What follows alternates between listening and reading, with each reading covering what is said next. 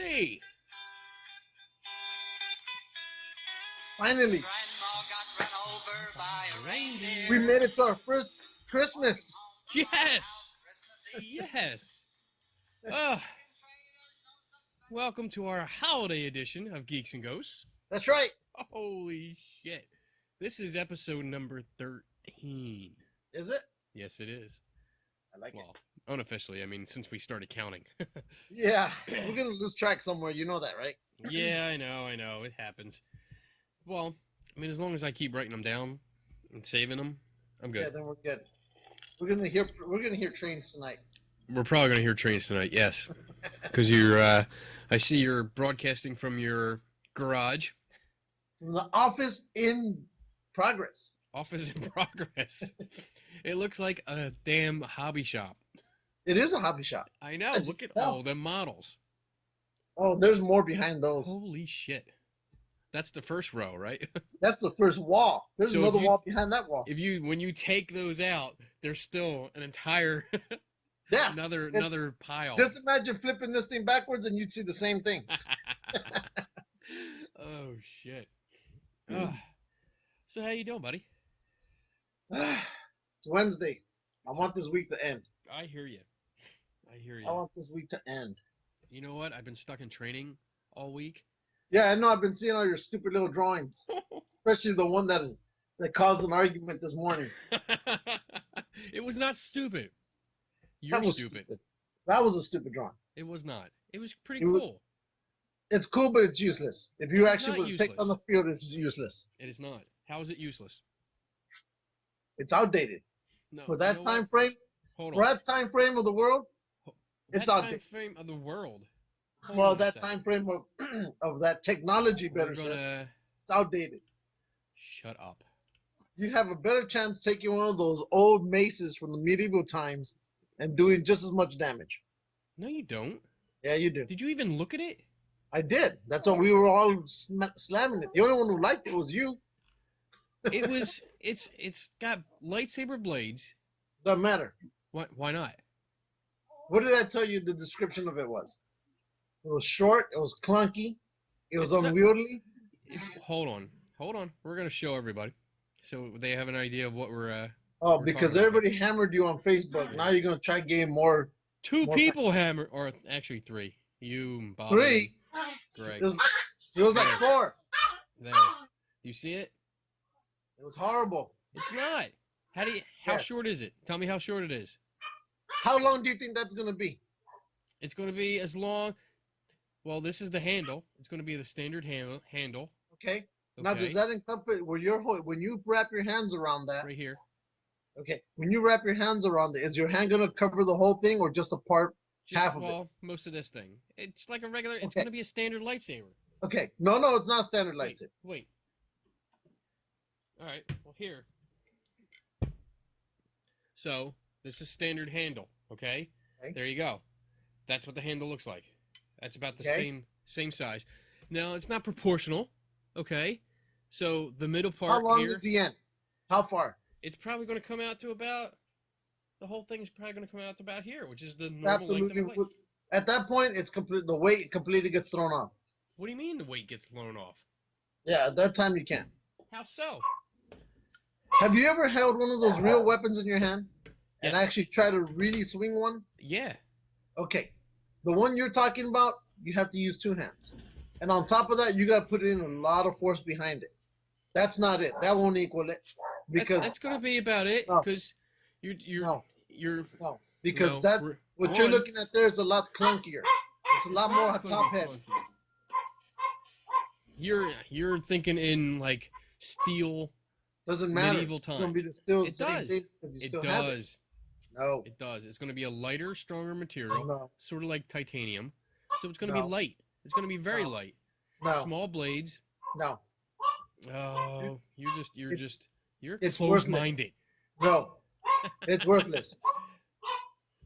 Closed-minded. It is worthless. It is not worthless. Yes. I would kick your ass with that or any other one.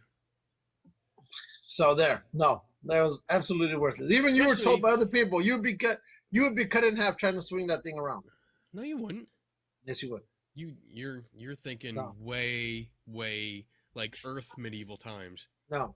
Yep. That's the same. It works on the same principle. All you've done is you added a nice little light to it. That's all you've done. It's much lighter. Much lighter. Yep. Yep. Whatever. Anyway, are you still there? Yeah, I'm still here. Okay. Well, did you get into that other debate that Bobby Which Tingle one? started? The one with the kryptonite crystal. We started talking about different crystals and stuff like that. He put up. He said, What do you think would happen?" Now this is total nerd universe here, nerd way of thinking. If you took a piece of kryptonite, and used it as a crystal, because Sith use synthesized crystals, not real crystals. So they would take a piece of kryptonite and use it as a crystal, a power source. And I thought that was pretty cool. That's cool. And then I thought, well, what would happen if you took? Do you remember the movie The Dark Crystal? Yeah, I have it. Oh, take a piece of that crystal and put it in and use it. And then would you get a black blade? Who knows? I would love to see a black blade, like one that does not give off light, but you could only see when it's light, like when there's light around. I think it'd be a deep purple. A really, really deep purple. A blackish purple is what you would get. Blackish purple? Yeah. That would Uh, make more sense than a complete black light. why? It Black? just would look cooler that way. I don't know. I think It'd a be black, reverse, but a negative blade. you could see a hint of it bleeding out through like almost like a black light almost. Ooh, or maybe like a black hole type, where you don't see the blade, you just see the absence of a blade. Is that too deep? No, I'm down with that. I like that. I like that idea. Because that'd be I like scary, that. you know? Be in the dark somewhere, real dark caverns and stuff, and all you hear is a blade ignite, but you don't see it. And you're like, what the fuck is that? I don't see anything. And all of a sudden, you don't have a hand. If it's black in the daylight, you're gonna see a black stick.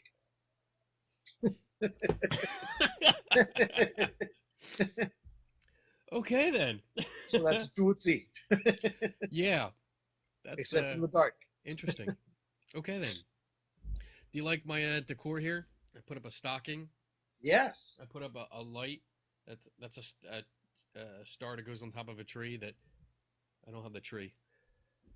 And Darth Lou. I finally moved. You like I've that? graduated. Darth Lou. I've graduated. I have graduated. Oh man, good times. So, but wasn't there an argument going on also about some paranormal thing, about some psychic? Ah, you have to be more specific. Somebody that could tell your pregnancy or something like that? Oh yeah, yeah. I posted that. Because they said you're pregnant with child. It My was child. a skeptic group. Actually challenged a psychic because she claimed. Let me make sure I get this right. Let's see. That she claimed oh crap. Oh, her more impressive and interesting skills. After predicting that one particular audience member was almost certainly pregnant, much to the lady's surprise, Paula explained that she has an uncanny accuracy when it comes to such matters. In fact, Paula told us in the 2 years since she started keeping score, she has correctly predicted no fewer than 3,500 pregnancies and can correctly predict the sex of the baby too. Really? Yes. Is she like 100% correct each time when she predicts the sex? Let's see. She has correctly predicted. Well, it doesn't say she's 100%. So, this is saying that over the last 2 years, 3,500 pregnancies she's predicted accurately. It doesn't say how many total she's predicted and like the ones that she got wrong, but she's in 2 years Wow.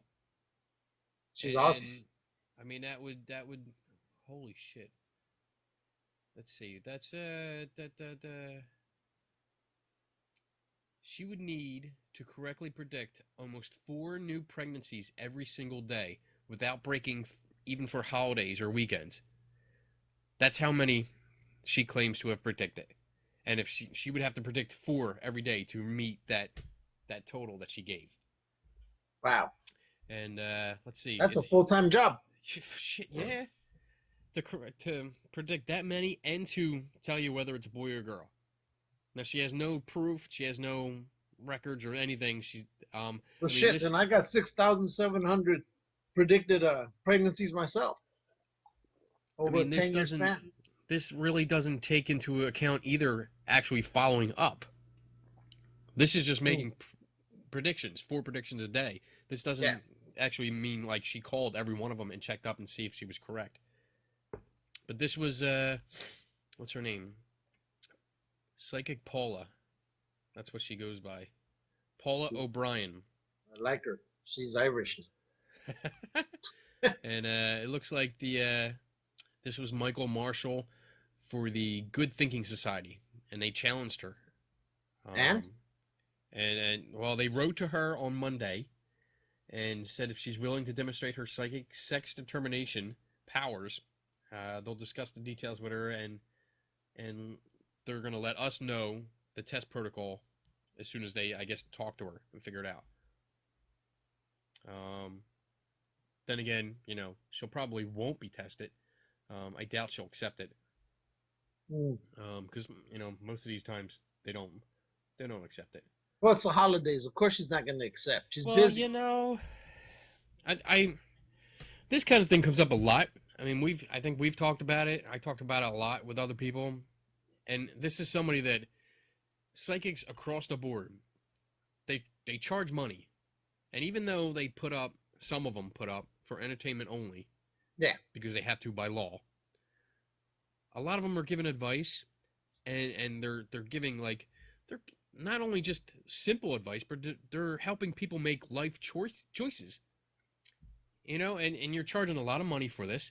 And I think if you're going to charge so much money and keep promoting yourself as to be able to accurately predict the future or legitimately talk to people's dead family members and friends, then you should be tested. well, here's the thing is, let's say she predicts the sex. Oh, it's going to be a boy. And what if they come out with a girl? Then she's wrong.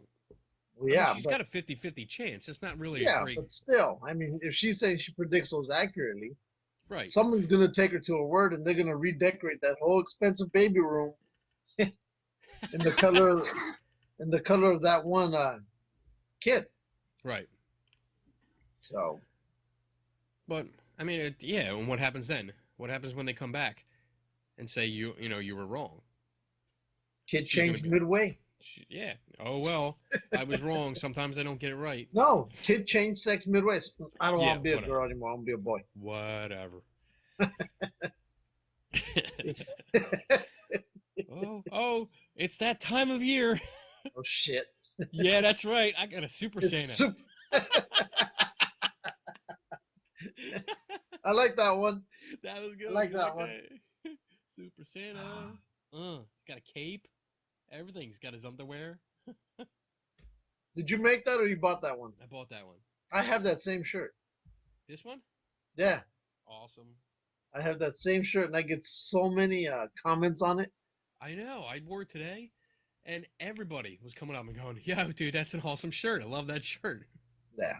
I love that shirt. Everybody dude. tells me it should be my face on that shirt because I have the same expressions. I don't smile. No, you don't. No, So. you don't. I have pictures of you smiling and laughing. Because I was drunk. Yeah.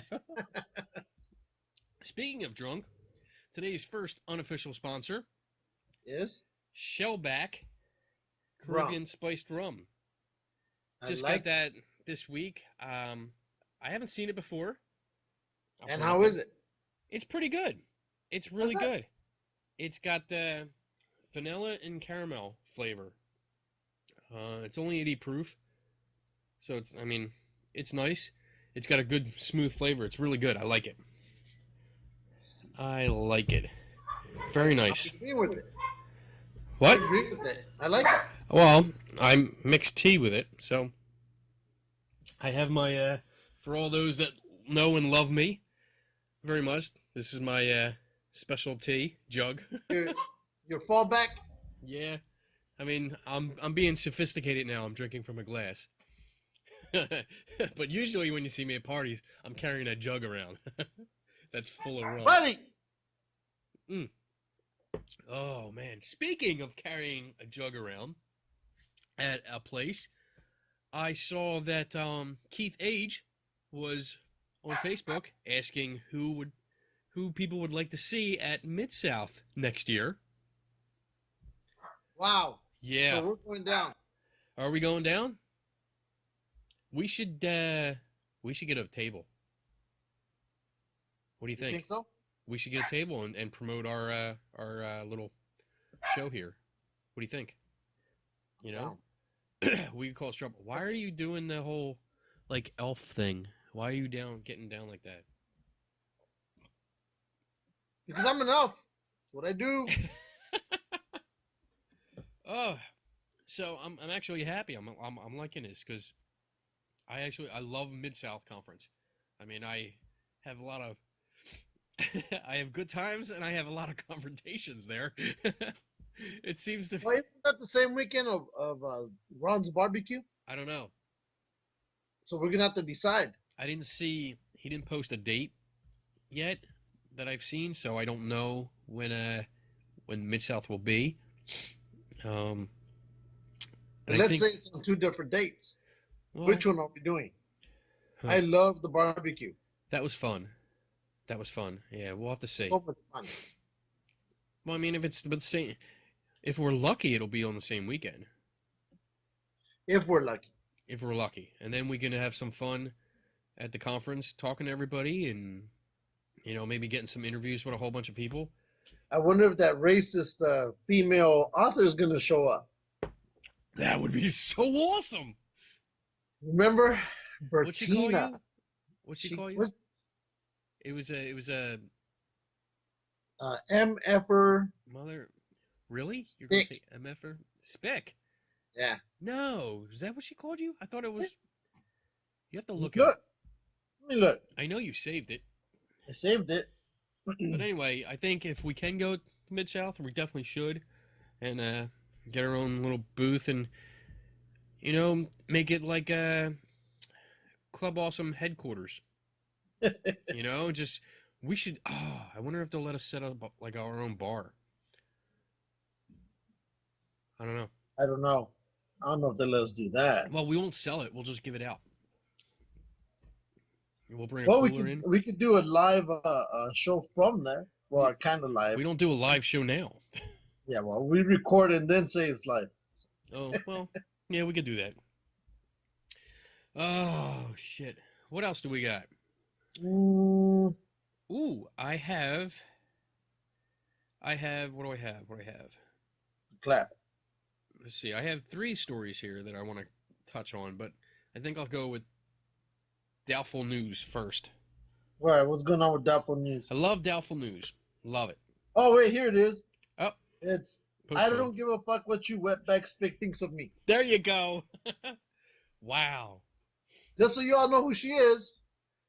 Oh, here we go. There it is. Yep. And that was wow, that was a couple months ago, right? Yeah. And what And were she you talking prides about? herself on being a vampire romance author. Yeah. Remember, I caused all sorts of shitstorms. I even included, I got her publisher involved, and they went off on her. What were we arguing about? And I think her other friend was Patty White. Was it Patty White? I don't want to say it's not, but it's a Southern belle. I want to come out. I want to throw it out there that I've actually been sick the last couple days, and I'm still doing the show. I didn't quit or call out there, Bobby Nelson. Just want to put it out there. That's right. Gazy's We've done this show. We've done this show sick. Yeah, and I don't want. Is this unprofessional? Pouring a drink during the show? Oh yeah, like when I was eating tacos, or when we both walk away, or when we do all that other crap. Okay, never mind. So no, it doesn't really matter. Oh, okay. So, yeah. That'll be interesting if she's there. Will Oh you actually? yes. What do you think will happen? What do you think you'll do? Will you actually go up there and introduce yourself? Oh yeah. Well, you're I'd, gonna have to. I'd, You have to I'd wait. introduce myself exactly how I just showed you on there. Holding your phone up with the screen cap, going, "Hey, remember me?" Remember me? Yeah. Ooh, We'll man. have to see if we can convince Kat to come out, so she can stand off to the side with the video camera. I don't think she'll come. No, she won't come. She won't. She won't come out and have fun with us. No. Your wife can probably go. My wife? Yes. Well, definitely. Definitely. We're gonna get Gowan to go because we need to go do that whole racetrack at that mini I track. know. We gotta get a lot of people involved Holy in shit, dude. If anybody goes out to Mid-South, you have to get in contact with us when we're out there because we go to this go-kart track that it's like a 1.5 mile long track. It's almost like 2 miles. It seems it's huge. You get one lap, right? Yeah, you get one lap around. No, you get to do like at least 2 laps. 2 laps? 2 laps. And it's fast. I mean, you're drifting around every turn. And it's easily. spread out over what? How many acres do you think that one track is spread out? That's huge. It's Maybe huge. like 30 acres? Because it's got the track.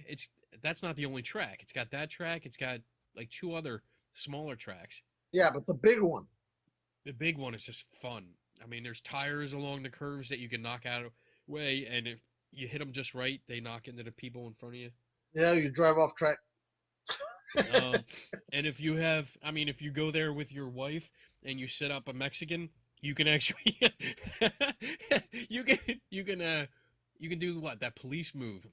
I can tap the corner of yours, Yeah. the corner rear of yours, make you spin around, and my wife T-boned you. Yeah, she did. That was awesome.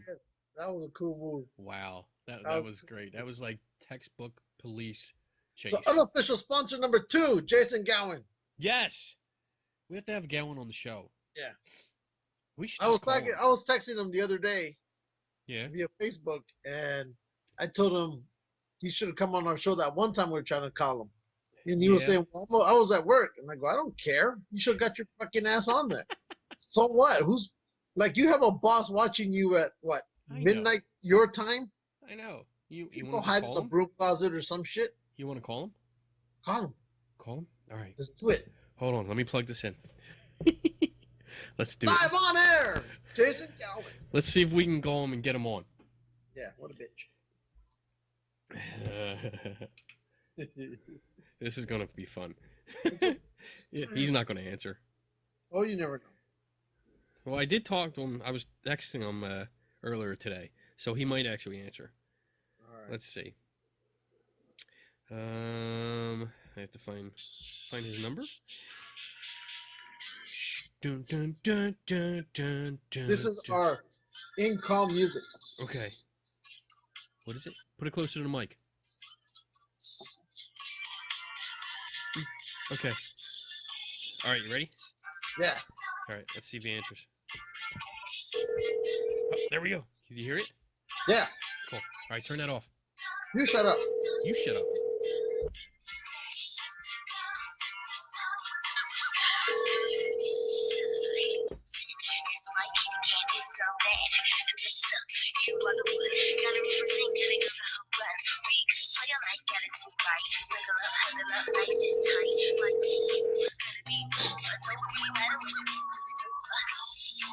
Jason Gowan's phone. I can't get to it right now, but if you leave me your name, number, and a message, I'll get right back to you as soon as I can. Oh, wait, leave him a voicemail. Okay. At the tone, please record your message. When you've finished recording, you may hang up or press 1 for more options. Jason Gowan. Hey, you sexy bitch. We love you.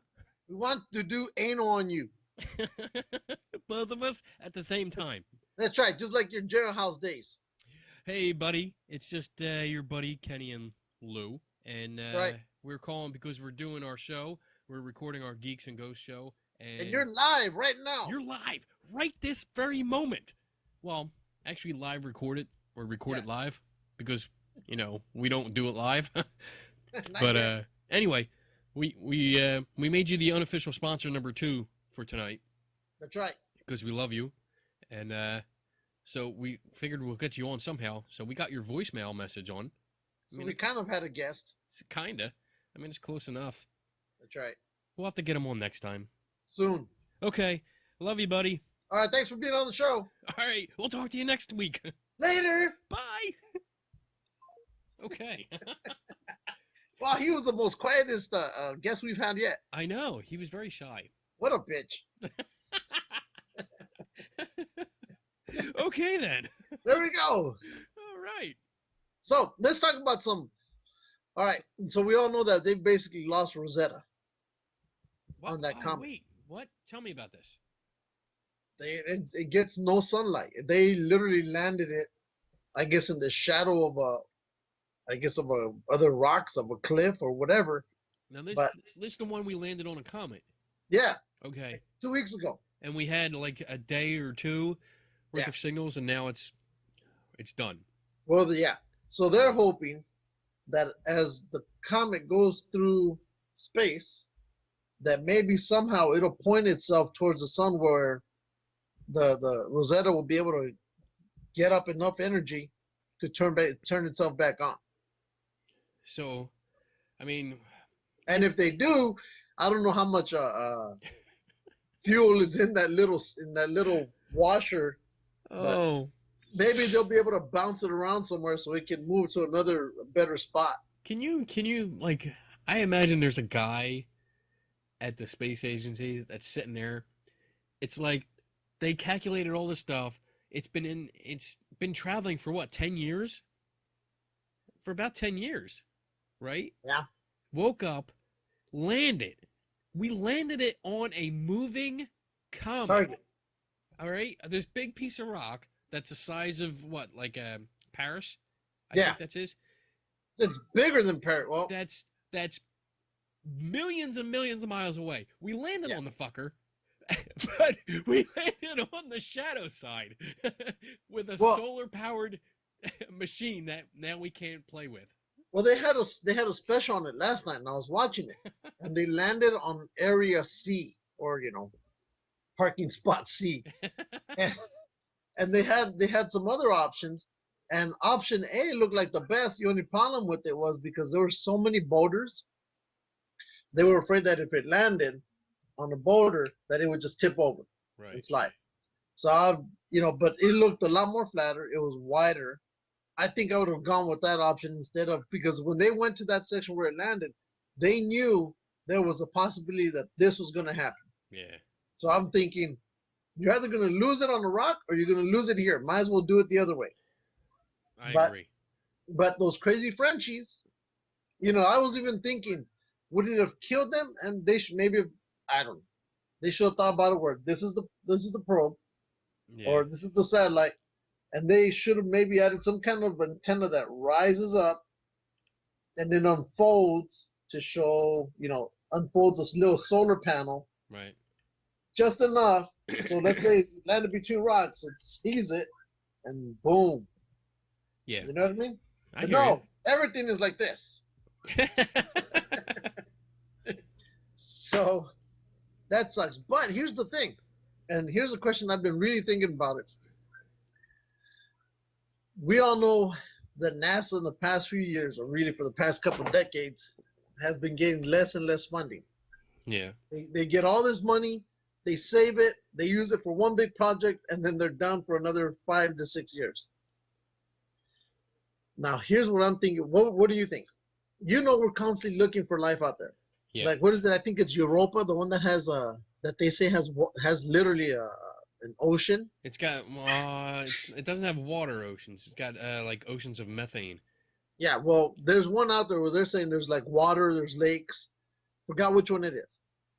But now here's the crazy thing. And then they talked about this morning too about the rover on Mars. The rover on Mars found methane. Found and methane. You know what and they're saying that could be organisms or something that's even deeper. That's possibly it could be microscopic. It drilled a hole, and it found methane and a carbon ring. Yeah. Around. So yeah, it has the building blocks of life there. Yeah. It's not saying that there is life or was ever life. It just no, has but they're saying, but they're also saying blocks. over here, they're also saying that there could have been life at one time and they got trapped in that spot. I don't know, but here's the thing. Let's say they do find life in any planet or any moon. How quickly do you think funding will go back to NASA tomorrow? I think they would suddenly get a big funding that they never had, because now they're saying we found life on another planet in our solar system, even if it's microscopic. I think they suddenly get more money to go do more than just that. I disagree. I don't think so. And this is why.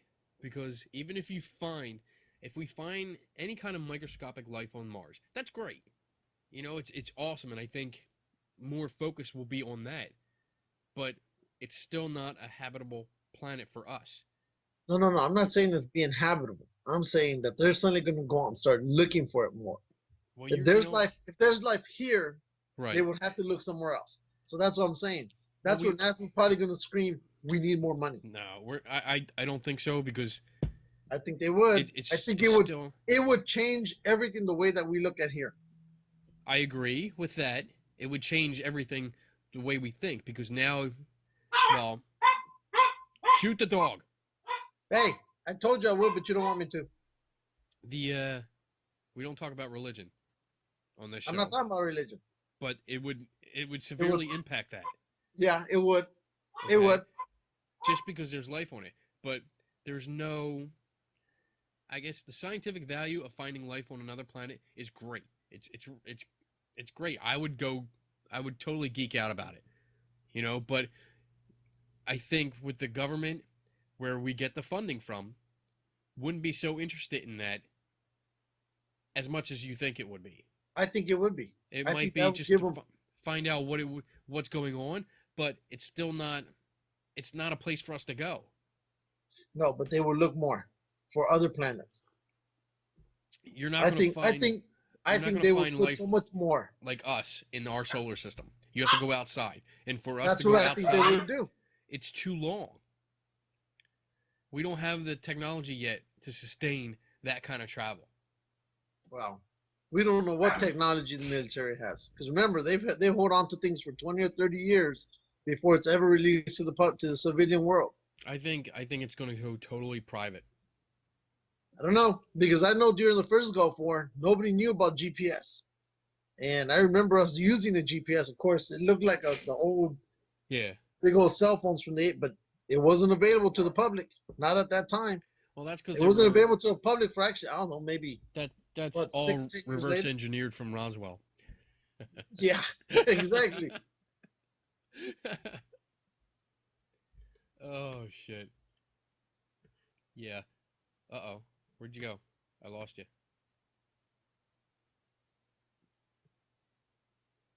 I can't hear you anymore. La la la. Sorry, I had you on mute. Damn it! What the hell? I'm looking around like, what did I do wrong? Well, you always do something wrong. Well, you know. But no, I really believe that there would be more money put into it. Because look, they're sending up a telescope that's even more powerful than the Hubble. All right. And it's supposed to be going up, I think, next year. Here. You ready? Ready? What are we looking at? $1. Bet you $1. If they find life on Mars, I bet you they anywhere won't have more funding in our solar system. We started with Mars. No, I use it as an example, but we started off with Europa. Solar system, I'll go $5. Fine. $5. Right? There. Done. $5. $5. I'm never gonna pay you. Yes, you will. Because I'll be back there. We'll be back next year. Whatever. So I mean, I hope they do. That'll be awesome. I think they would, but I agree. I think it would change everything on our world, the way we look at it. Regardless if you're religious or not, I really think that'd be the monkey wrench nobody would expect. Because then it opens the idea, and you know what's going to happen. If we could find something that small, what else is out there that we haven't found yet? Right. So, and then here comes that part from Star Trek where they go into time and the whole thing about, hey, we're going to go into space. The Vulcans are passing by our solar system. They see our stupid little rocket. Voila, Star Trek. They won't approach us until we get warp drive. Well, that's when it's going to happen. That's the way it happens, not rockets. Warp It doesn't drive. matter. It doesn't matter. Yes, it does. No. Because warp drive is the key to interstellar travel. No. We can't do it on the fuel. What am I saying? Say it before I kick you in the back of the head. The kind of rockets that we use now, the kind of engines that we use on fuel, because we have to take too much fuel with us. You got to admit that Orion rocket, it's pretty advanced right now. So imagine how much. No, I'm not saying that. I'm just saying, imagine how much more advanced it'll be in 7 years. We need because you know they're Millennium going Falcon. to make advance. This is what we need. Right there. Yeah, I know, but you know they're going to refine it. You know they're going to make it smaller. It's sad to say, but we are not going to find like an interplanetary or interstellar craft in our lifetime. Not going to happen. I wish it would. I think it will. But it's not. I think it will. I'll bet you another $5.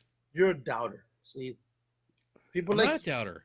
I think it'll happen, but just not before I die. In our lifetime, it'll happen. I mean, I don't really plan on dying. Look, think about it. We have at least another 50 years on this planet, at the minimum. You and I each. Okay. Okay. Now, let's go back a little bit. Oh shit. Wait. During the end of the 1890s and all that, what was the typical lifespan of a man? 30 years old at that time? 1890s? 30, 1890s? Yeah. Yeah. Okay, well, now we're going into the close to the hundreds. Wait, let's look. Wait. And while you're doing that, at the same time, think about this. How fast we've advanced. From 1912, what was it? Was it 1912 when the Wright brothers flew the first year? Out of Kitty Hawk? 1890s? What? 1912. Didn't the Wright brothers fly? 1912? Is it 1912? I don't know. Out of Kitty Hawk? It was in Ohio. If I'm correct. Anyway, fast forward from that time to now. Look at how fast we've advanced. All right? In almost 100 years, we've advanced from barely 2 miles an hour in the air to what? Almost the speed of sound, or past the speed of sound? Am I correct? Yeah.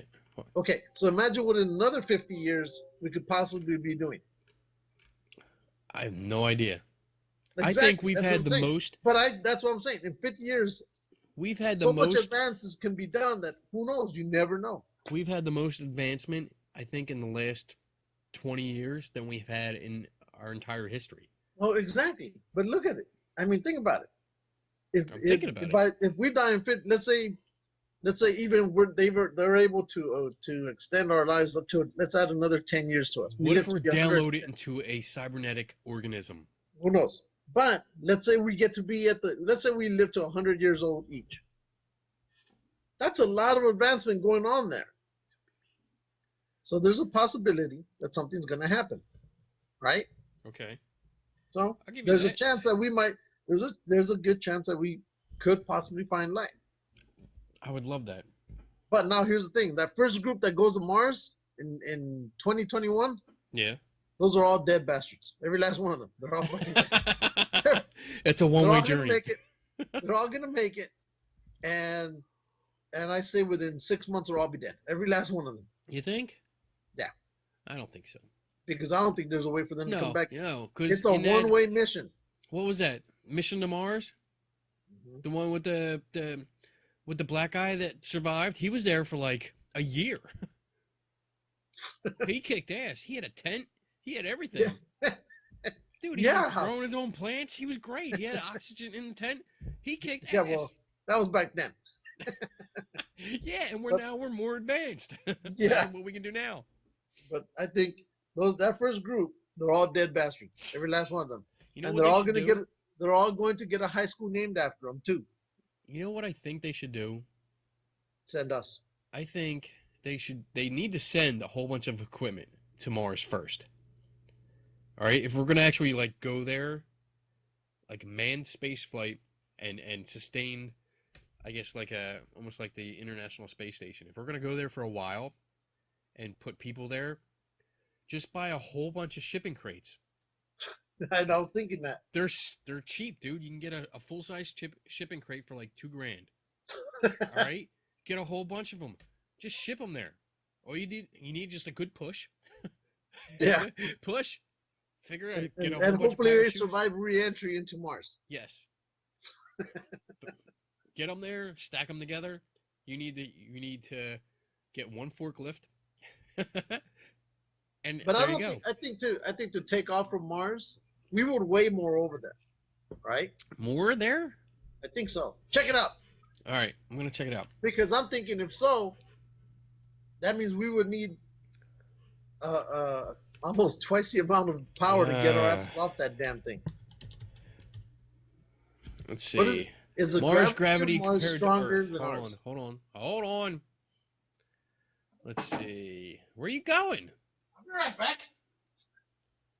You can't leave during the show. I can do what I want. Oh my god. Let's see.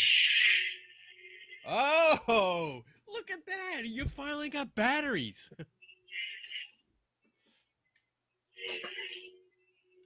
All right, we're gonna have a little lightsaber moment again. Oh. Wait a minute. Oh, there we go. Whee.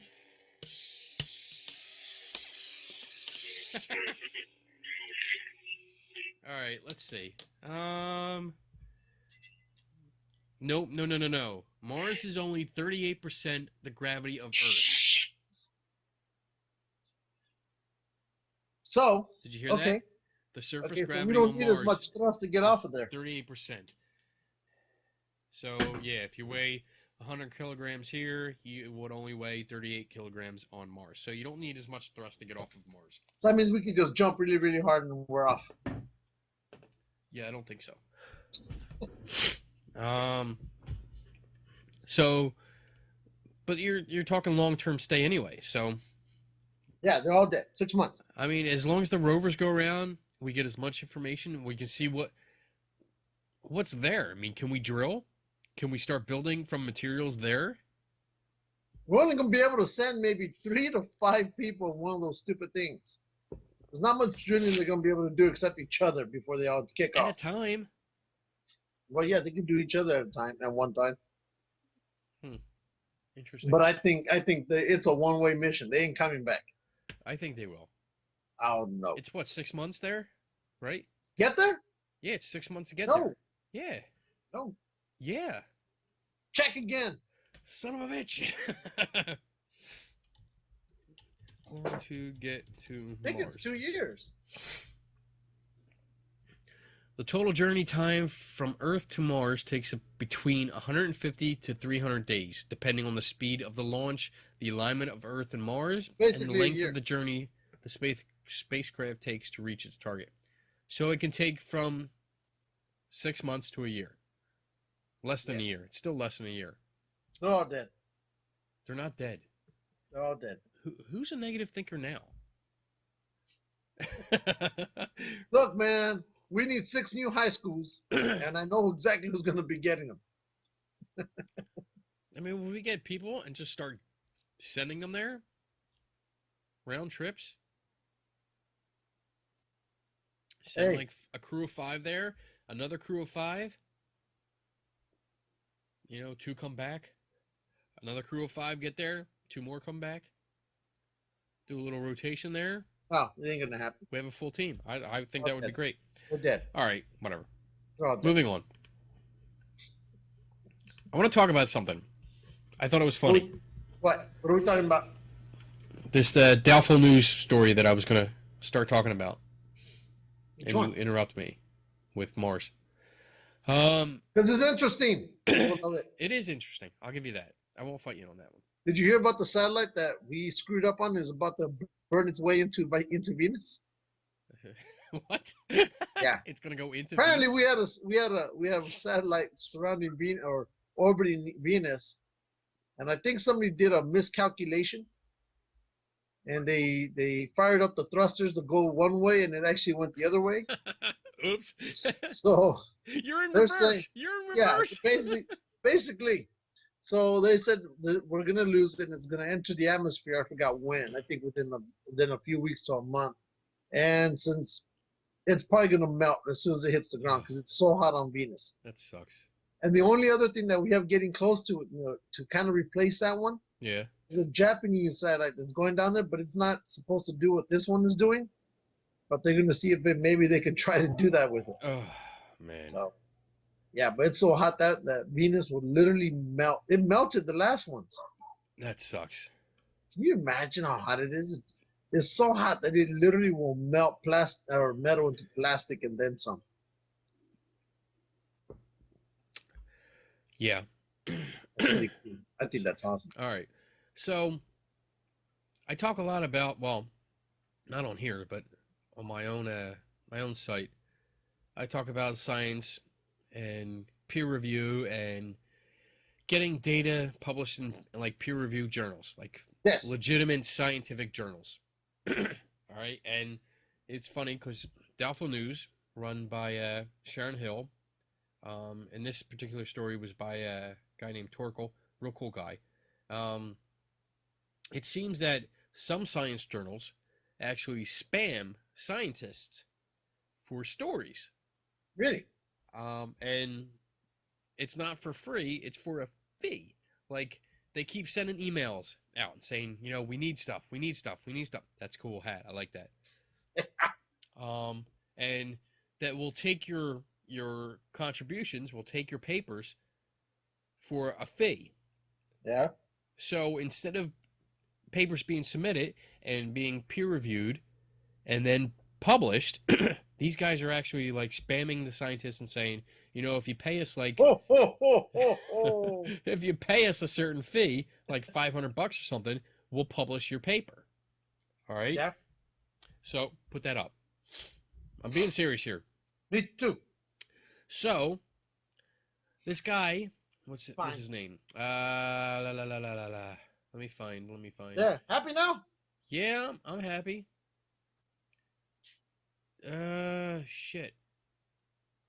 There was a fictional paper authored by Simpsons characters Edna Crabapple and Maggie Simpson.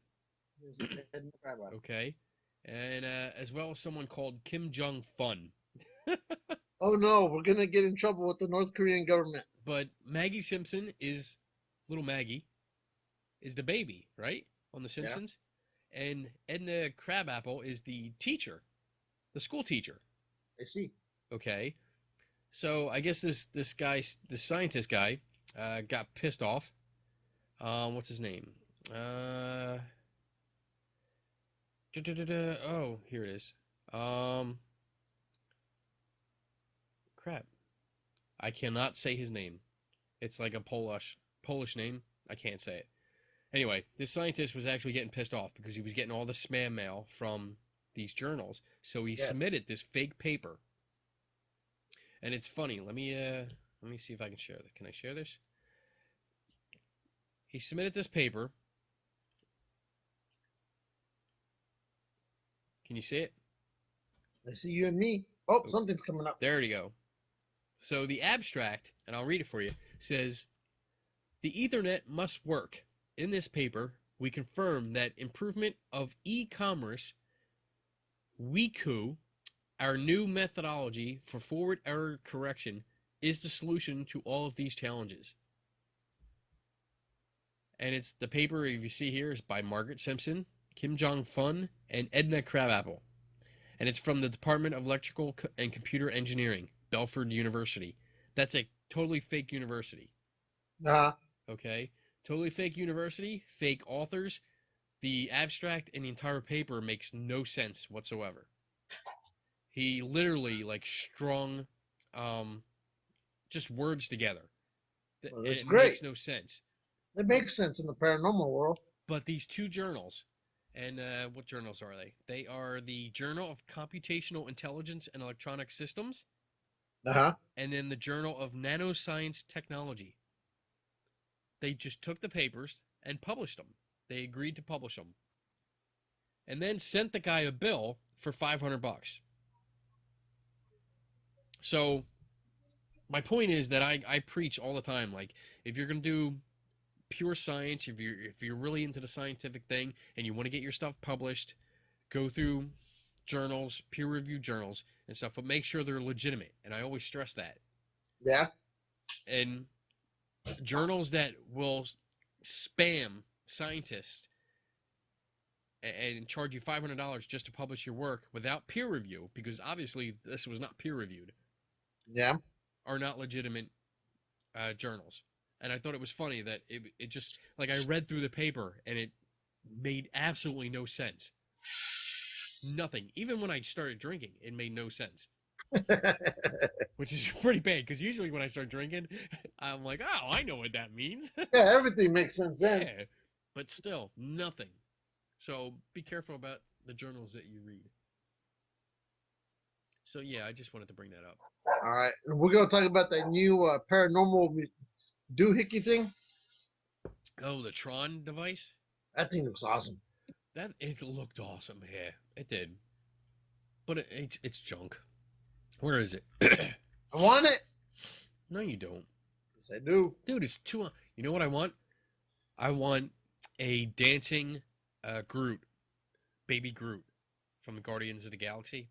Oh, you can get those anyway. In the planet, when it's like... Ding, ding, yeah, I've seen those. Dances like the Jackson 5. Oh, I want that so bad. Like $12. Did you see that place where I get all the statues? They put one out today? Yeah. For $44. $44. Let's see. All right. I'm going to share screens again so I can show you. I got this thing up. I'm still here. I know you're still here. And sharing, and it should be up any second now. I love it. You see it? Yeah. There you go. I mean, it looks good. That doesn't actually look like a real thing. That looks like a CGI. Who cares? It looks nice. I want it. I'll find a way to get it. It does. EVP mode. Now, what this does, let's see. Let's scroll down. Here's what it does. It's a ghost box. Bullshit. It goes through, it sweeps through AM, FM. What's SW? Where? Oh. It says AM, FM, SW. Shortwave. That is. Shortwave. Shortwave. Okay. Real-time recording, adjustable speeds. Oy. So you can adjust it. You know, if you don't get something, if it's too fast for you, you slow it down so you can understand the words that are coming from radio broadcast and pretend they're ghosts. EVP recorder. So it records it. 2 high sensitivity microphones, live listening, and visual waveform monitoring. Ooh. Ooh, I like that one. EVP plus noise. So it creates white noise while you're recording. You know what white noise is, right? Yeah, white people making loud noise. Yeah. See, so you get, it comes with a group of white people. That's free of charge. Yeah. No, white noise is all of the frequencies together. So you're getting all the audible frequencies at once. So you know there's a thing called pink noise as well, right? Yes. There's pink, there's brown. Yeah, whatever color you want. Exactly. There's an EMF reader or meter. Yes. Electromagnetic field measurement with multicolored LED lights and value on display. Okay. It has a temperature gauge. Ambient temperature reading. Plus or minus 5 degree hot cold spot detection with LED indicators. You can use all that stuff. Night vision. Just for the house. Night vision. High brightness display. Neon blue light. Retro illumination for safe vision. So it's not actually night vision. The actual, the meter lights up. And it's got a cool picture. There it is. You see it? Yeah, I like it. That's the Tron thing. That's why I'd buy it freaking just cool. for that. Like I would buy it just for that. Because that's pretty fucking cool. I would If have anything, that looks awesome. I would have that next to me while we're doing this show, and I would turn the lights out so I could have it next to me here. And just If say, that look. costs $100, I'd pay for it. Okay. I would for $100. It cost $200. But it's on sale for $250. You know, No, it's a on sale retail's for at $200. $250. It's actually it's $250 retail. So you know what I did? I put my email in there. Yeah. Just so I could get notified, so I could save the 25%. Cool. So it's not out, right? It's not out yet. No. Okay. Frequently asked questions. You gotta admit though, they put a pretty good site together. I mean, the site's beautiful. Yeah. Let's see. Why is Ghost Ark so cheap? Yeah. Why is this so cheap? Yeah. Why isn't it cheaper? That's what I'd ask. We purposely kept the retail price low because we want to give the inquiring curious a chance to have high quality, complete tool to grant them easy access to this interesting world. The profit margin for this equipment is lower than we might have chosen to attain, with the intention to give everybody a possibility to try it for themselves.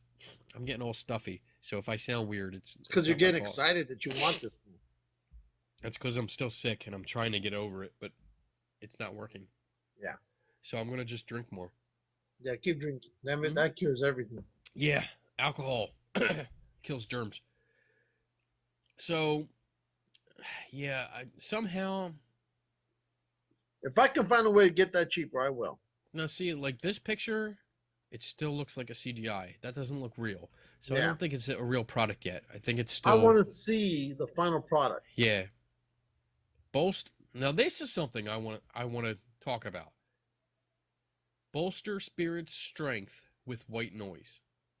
Just make the white people scream louder. That right.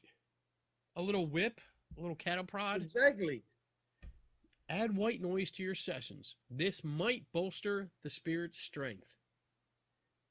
You can also set customly recorded sounds to be looping your. So that means I can record Godzilla screaming over and over again. Yes, you can. I'm down with this. Wow. I like it. I want it. I'll be honest, the stupid lights are what's getting me. Like a mom. You're totally going to buy this, aren't you? If I find a way to get it cheaper than that $200, I will. All right. Well, I'll test it. Well, remember what we were talking about. Sometimes you need to pay for those right conferences. And, was, you know what? That was the advice I got from two people. Yes, it came from one source. I mean, first I heard it from Sharon Hill. Yep. That I was talking to, and she told me what. But I told you the same thing years ago, and you didn't want to listen. No, you didn't. Yes, I did. No, you didn't. Yeah, I did, because you didn't want to do it, and then you got your ass kicked out. Right. So. Well, you know what? It's hard to do. I mean, how many times do you pay for something that you know is not going to be worth it? Let me. I'd pay just for the stories, because a lot of stories go through. And that's I listen to the stories. I'll listen to the pictures, and like I said, I do believe you don't, but what we agree with is we just don't agree with the techniques that they use. Right. And you know what? I want to believe. I'm like that poster. I want to believe. Yeah. But I need proof. I mean, all the books that are in my library here, I buy them from the people because I want to see what they have to say. And unfortunately, a lot of it's bullshit. I mean, that's what it comes down to. I mean, we did when the last time we were at Mid-South and we walked around. Yeah. We walked around all the tables. But you didn't attend any of the sessions except for the very last one. Yes, I did. Which one did you attend? I attended Paul Browning's, the guest we had on last week. What was he talking about? He was talking about pretty much what his book is about, the thinking outside the box. Because I know there were a couple you tried to sit through and you got up and you left. I tried to sit through everything. No, I tried to sit. Well, no, I sat through who? I sat through that one. I sat through. No, that was the year before. Unofficial sponsor number 3, Mid-South. There you go. There you go. I tried to sit through the panel, and it was a science versus. Yeah, I remember that one. That's where I first met Paul. What was it? It wasn't believers. Science versus skeptics versus believers. That's what I called it. No, and the it was skeptics science. sounded more like it believers. wasn't skeptic. They didn't use whatever. Who cares? That's what it was. The pros and cons. It does matter because because that's what I get pissed off about. That stupid thing Shut showed up being those stupid scientists end up being more believers than anything. Exactly. That's why I had a problem with it. That's why I had a problem because the people they had on the science side actually had no idea what science was about. And it was pissing me off. And that's why I couldn't do it. I couldn't do it. Didn't we almost start trouble there too? Yes. I forgot what it was that we did, but I know it was something. Because they asked a question. Our friend Amanda stood up and asked a question, and she wasn't being like mean about it, but she asked if all the people it was like a whole thing of psychics. There were like 5 people on the one side, and they were all supposed to be psychics. And she asked if they've had psychological evaluations to make sure that they weren't like hearing voices or crazy stuff like that. And she explained that she wasn't being mean or trying to insinuate anything. She wanted to know. And the one guy, he answered her, and he answered for everybody. He was like, "Oh yeah, we've all had that done," and he kind of waved it off. And I think it probably had more to do with the rum that I had been drinking all day. That it really pissed me off that he did that, because he didn't. It's not like he consulted with everybody else that was sitting with him. He didn't ask them. Nobody else spoke up. He just said, "Hey, you know what?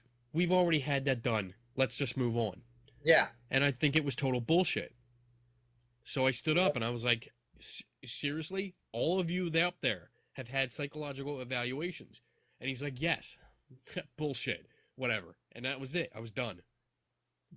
Because then they had like our, on the science side, who'd they have? They had our wormhole detector guy, that who shall not be named. Yes. And that was pretty much it. They had a couple other guys. They had the guys from frickin' Deep South Paranormal. Oh, that dude. The hillbilly guy and all they wore. This is what really got me about him. You're representing your show, right? I would think that you would have gone and dressed up, or at least try to dress nice. He shows up in a wife beater muscle shirt with some pants that look like he's been out plowing the field for the past week and a half. Yeah.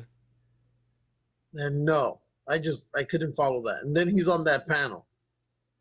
To this day, I still don't know how they haven't ended up shooting the cameraman on that stupid show, because that's what I watch.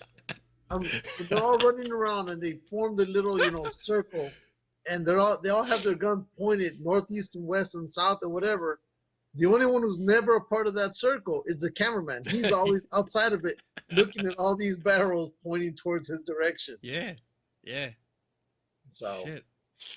How he hasn't got shot yet, I don't know, but I'm waiting for it. Almost as bad as when that one group, and I remember Robin, unofficial sponsor number 4, was watching the show that I was watching at the same time.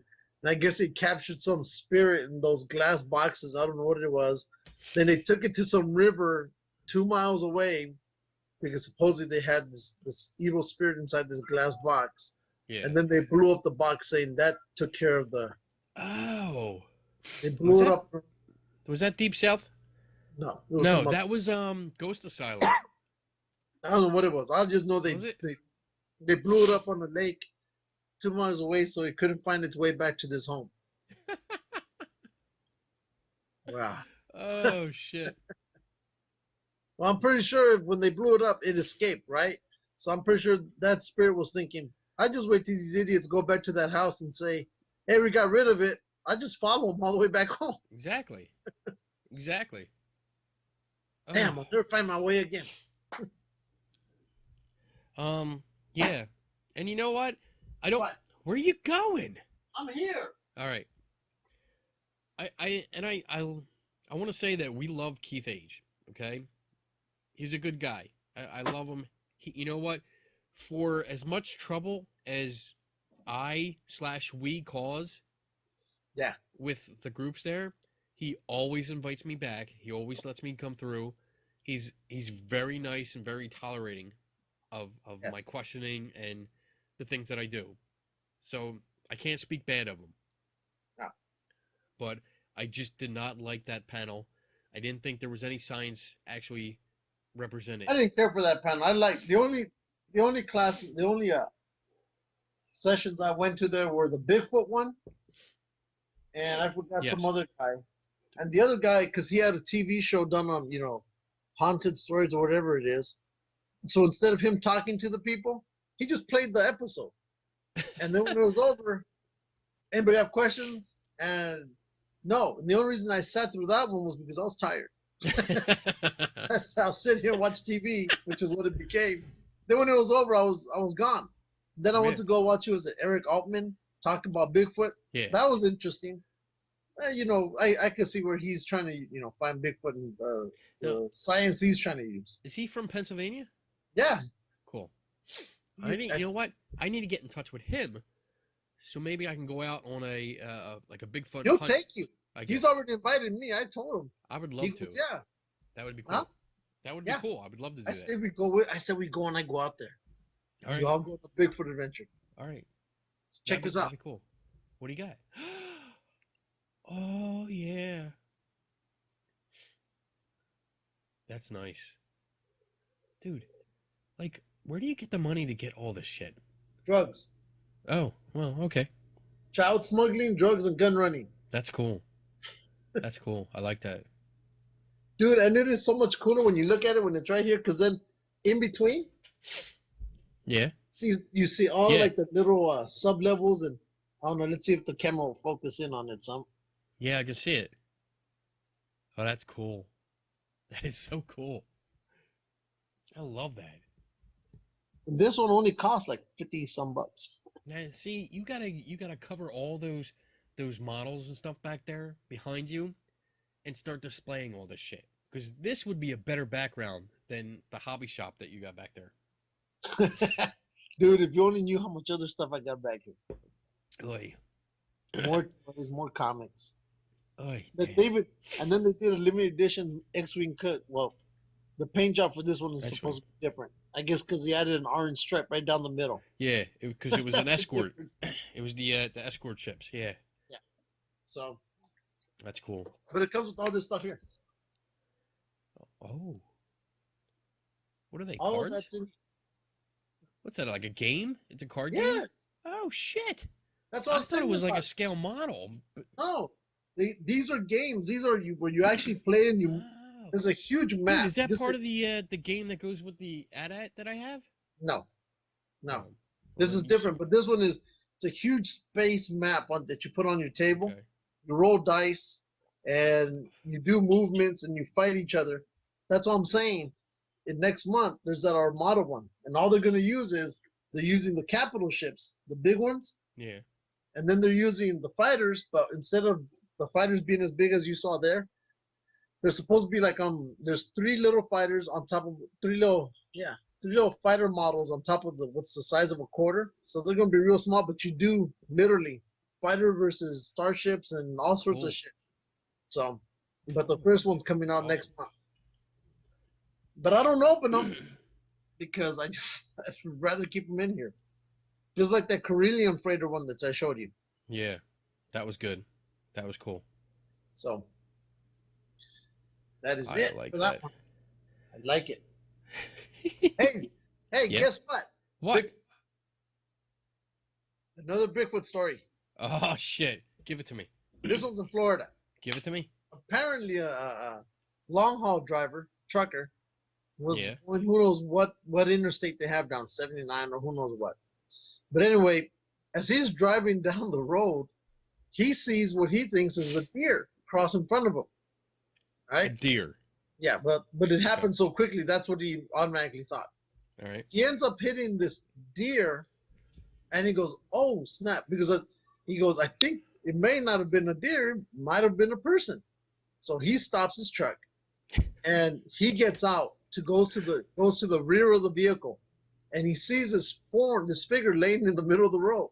So as he's walking closer to it, he notices that the thing suddenly starts to get up. It looks over at him, and he notices that the face isn't like ours.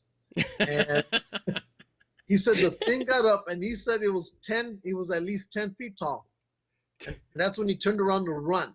And so he said as he ran, whatever this thing was, which is Bigfoot, yelled or did some kind of scream, and he just jumped in the truck and he said, "I'm out of here." Well, it was just hit by a truck, so he's kind I'd of be pissed pissed off too. But that reminds me, the movie of the week should be The Legend of Boggy Creek. You can find it on YouTube. Okay.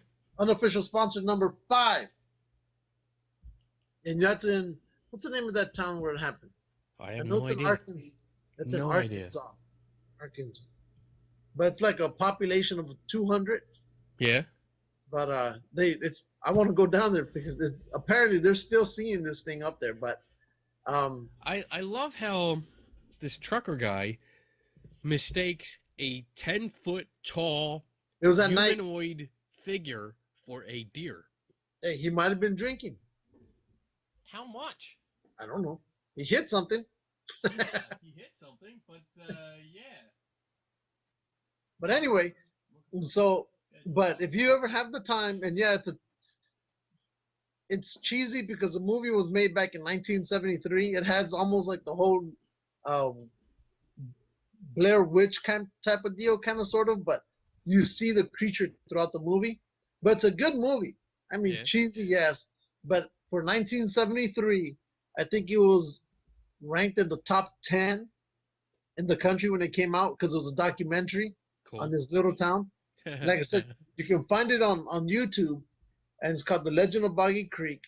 And it's good for what it is, but you just gotta go in and expect this is not Star Wars, it's not special effects, but it'd be something to watch, just like that Monkey Island. But I'd suggest watch it. It's pretty fun, if anything. But I'd go with it. Try it. Check it out. That's our recommendation for this week on things to watch on YouTube. I'm gonna do a book of the week. What's the book of the week? You ready? It is Mysterious New Mexico: Miracles, Magic, and Monsters in the Land of Enchantment by my buddy Benjamin Radford. Look at that. Bastard. Yes. This is He was just talking about that. Wait a minute. This is a limited edition autographed copy. See? Where did you see him? I saw him. Wasn't he in Gettysburg? No. I've met him once. We've talked a whole bunch of times. But I met him in D.C. I went down to D.C. You know what? I say we get him on. I think because there's a story behind that cover that you have right there. There is? Yeah, there's a story behind it. I have not read. I'm reading this. I'm currently reading this. Well, that cover there has nothing to do. I don't think it has anything to do with the story that's in there. But the story about that cover, the guy who did it, there's a story behind it. The only thing that matters is right here. It's all blurry. There it is. For more on-orbs, see Radford 2010 and Biddle, what a bitch. That's what matters. Because I am referenced in this book. So, but no, besides that though, it's actually, I started reading this. It's pretty good.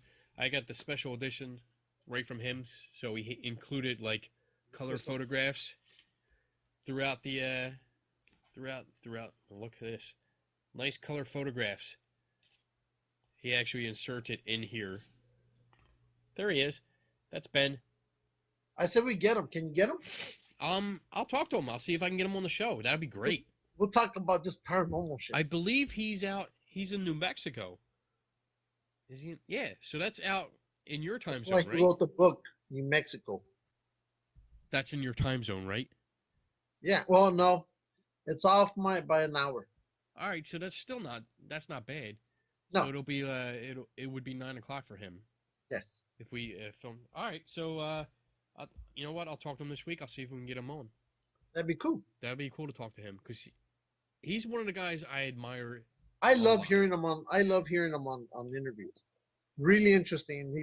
He's got a lot of insight. I mean, the guy, he's smart. He's going to school. He's getting his I believe he's getting his master's in psychology. I believe. Don't quote me on that, but I mean, the guy's smart. He writes a lot. He investigates a lot of stuff. It's awesome. I love reading his work. Didn't he write a book about the chupacabra? He broke that whole myth. Hold on. Boom. Yeah, that one. Book of the week, number 2. I don't care for that book more Why? because I just don't care for the chupacabra. I really don't. Oh, well, then it's not the subject matter. It's not the book.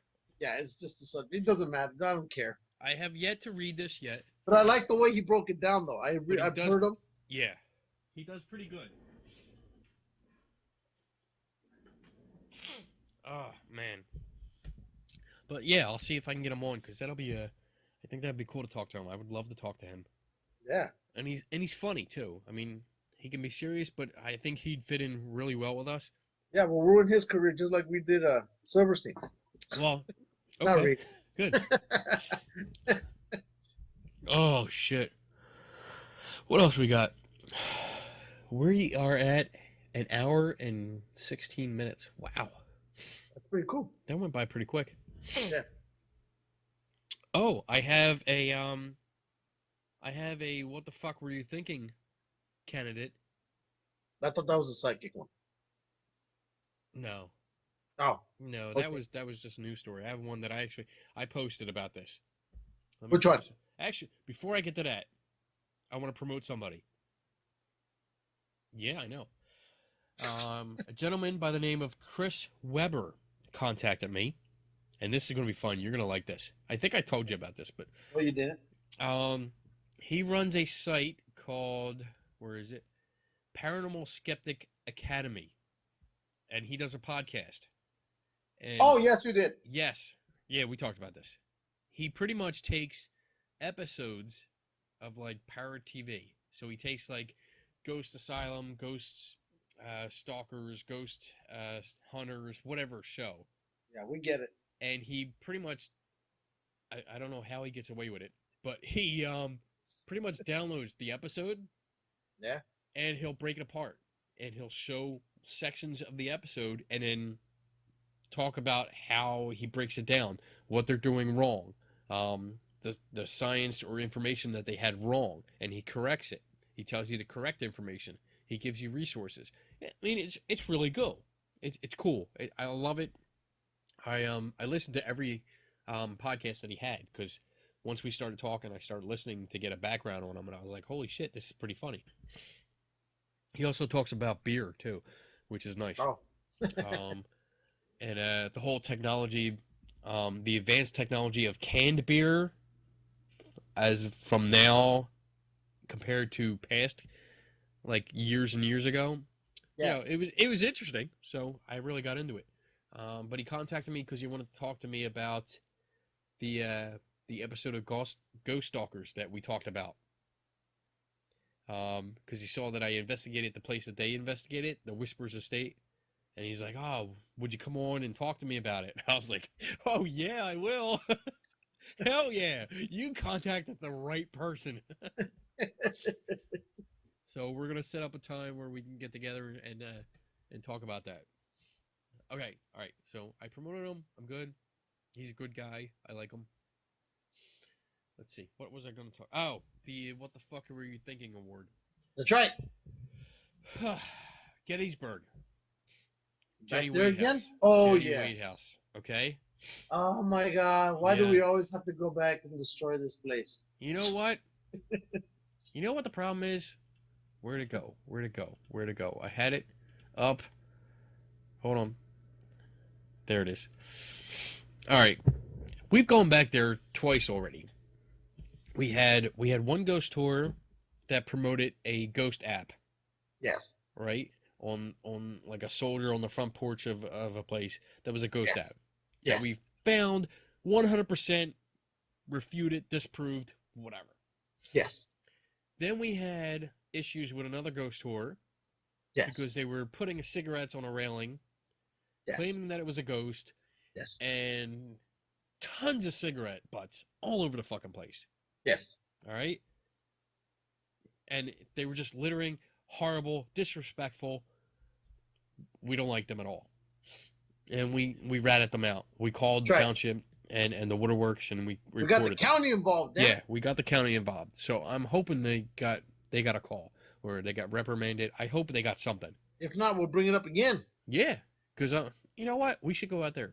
Maybe I'll go out there. Yes. All right. So now we have another one. I'll go with you when we go. We have a lot to do when you come out here. Oh, yes, we do. We should take like 2 weeks off.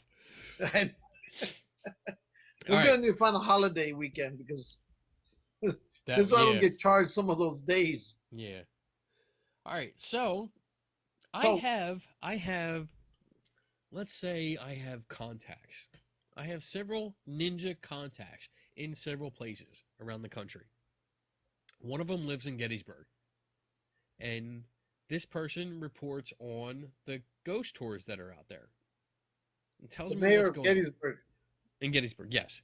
He tells me what's going on, and he gives me information. Oh, excuse me. And he sent me a picture. And the picture, let me set this up before I share it so I don't give it away. I mean, he's a cool guy. He sends me information, and he knows how I work. I told him that I can't accept, like, don't give me any rumors. Don't give me any, like, if you're running a tour and you're just pissed off on another tour, don't give me dirt. Bullshit. Yeah, or bullshit on somebody else. You know, I need good evidence. I need references. I need to see everything. So he sends me this picture, and I'm going to share it with you so you can see it. Okay. Tell me when you see it. I see it. See it. Okay. So this is the picture that he sends me. Nope. I saw the other one.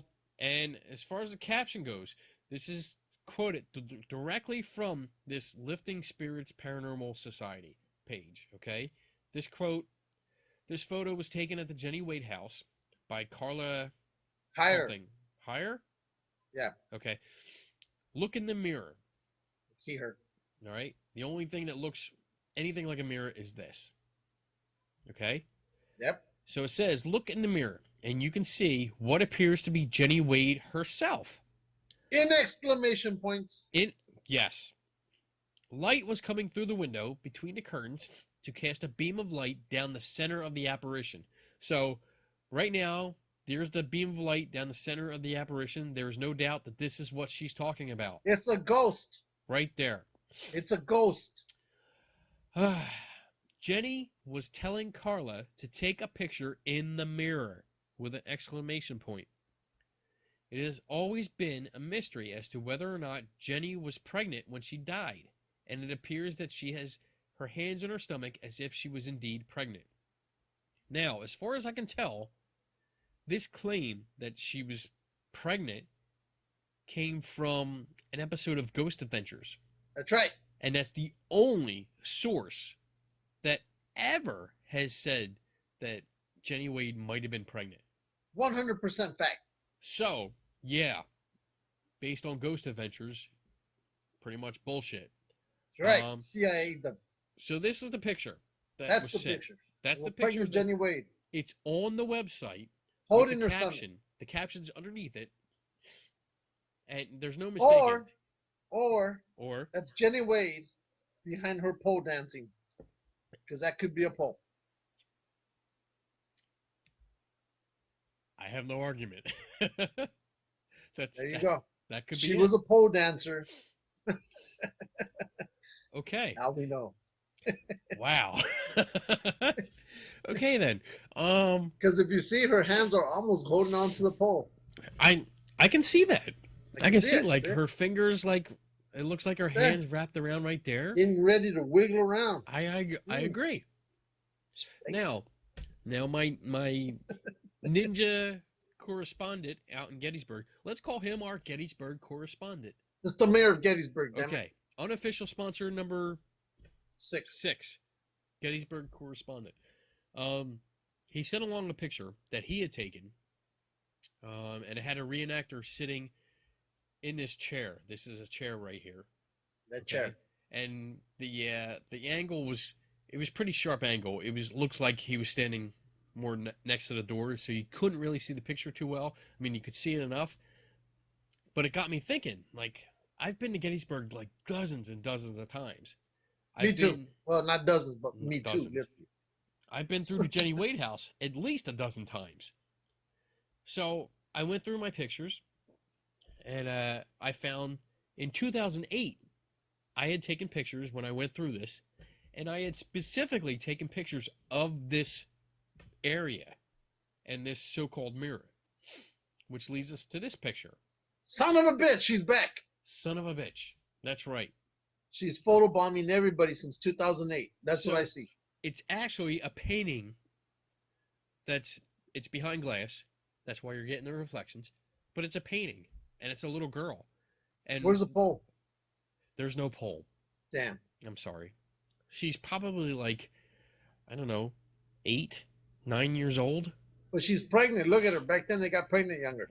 This is not pregnant. That's pregnant. This is most likely a doll or a sack. Or her pregnant belly. That she was No. Definitely not pregnant. A bunch of pastries that she just stole from the local town. That could be. I mean, she has that guilty look on her.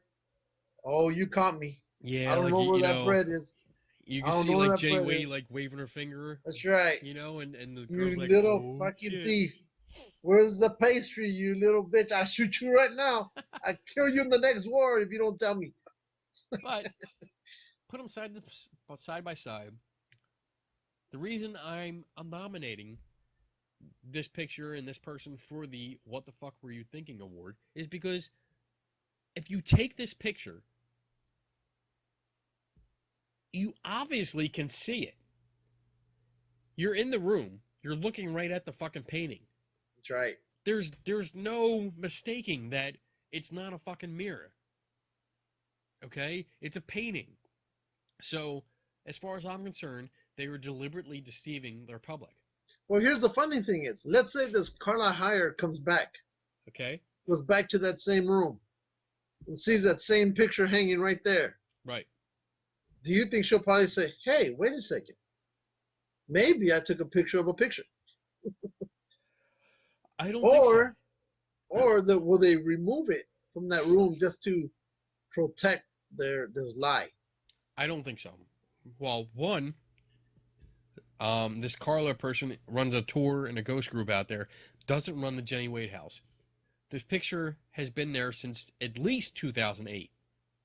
That's the earliest pictures I have of it. Okay, so it's at least been out there for what, 6 years? At least. Okay, she charges $25 to take people out on investigations. $25 an adult. And just based on this, to me, this is entirely dishonest and deceitful. And I mean, is this fraud? Because she's saying, hey, this is the evidence that we get. But I think it's a lie. It's a lie. It's a total lie. So there you go. So I think for this week, this is what our award goes to. What the fuck were you thinking? Yeah, like, oh, there's a painting. Let me take a picture of it and say it's a mirror. And then sell tickets for $25.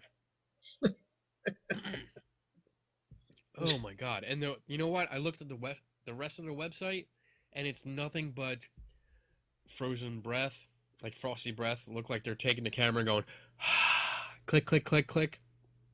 And that's basically it.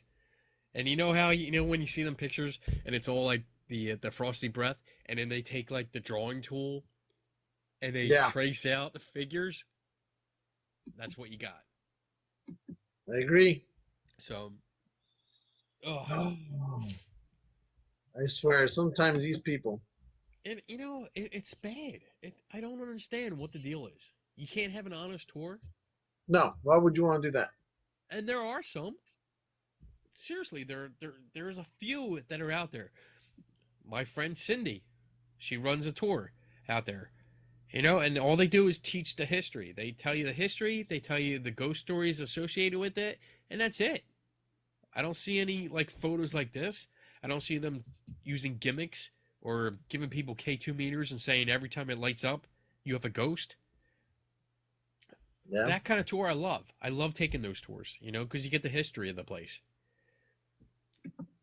Yeah, it's just, you know. You and I need to go out there. Let's turn this off. You and I need to spend a weekend out there. And I think, like, totally get in disguise. You, like, dress like a white guy. I'll dress like a Mexican. I'll wear your clothes. You wear my clothes. And we'll go out there and we'll just go undercover and we'll do all the tours. Every single one of them. Yeah. And we'll see what's going on. Uh-oh, where'd you go? I'm right here. I lost you. Don't worry, I'm right here. Oh, okay. Oh, what? Oh, there you go. I like that. That's cool. Yep. We have to make an award. That's it. Should make this into a certificate and just hold it there. I like that.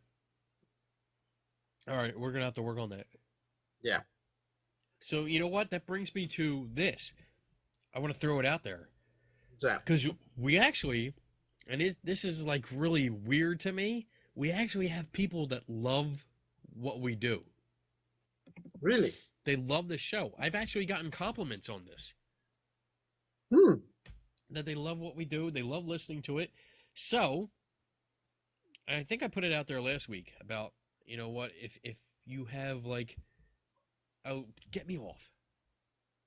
I'm trying to get. I don't like looking at myself. That's weird. All right, wait. Look, I'm like there twice. I know. 3 times, including my little screen. Get me off. All right. I'm looking for the share screen. Stop if sharing there's screen. like, if anybody's listening that has a band. Better? There you go. That has a band or does music, and you want to like promote your music, send it to us. Because I think that would be cool to play new music on and listen to it and give our opinion. That's right.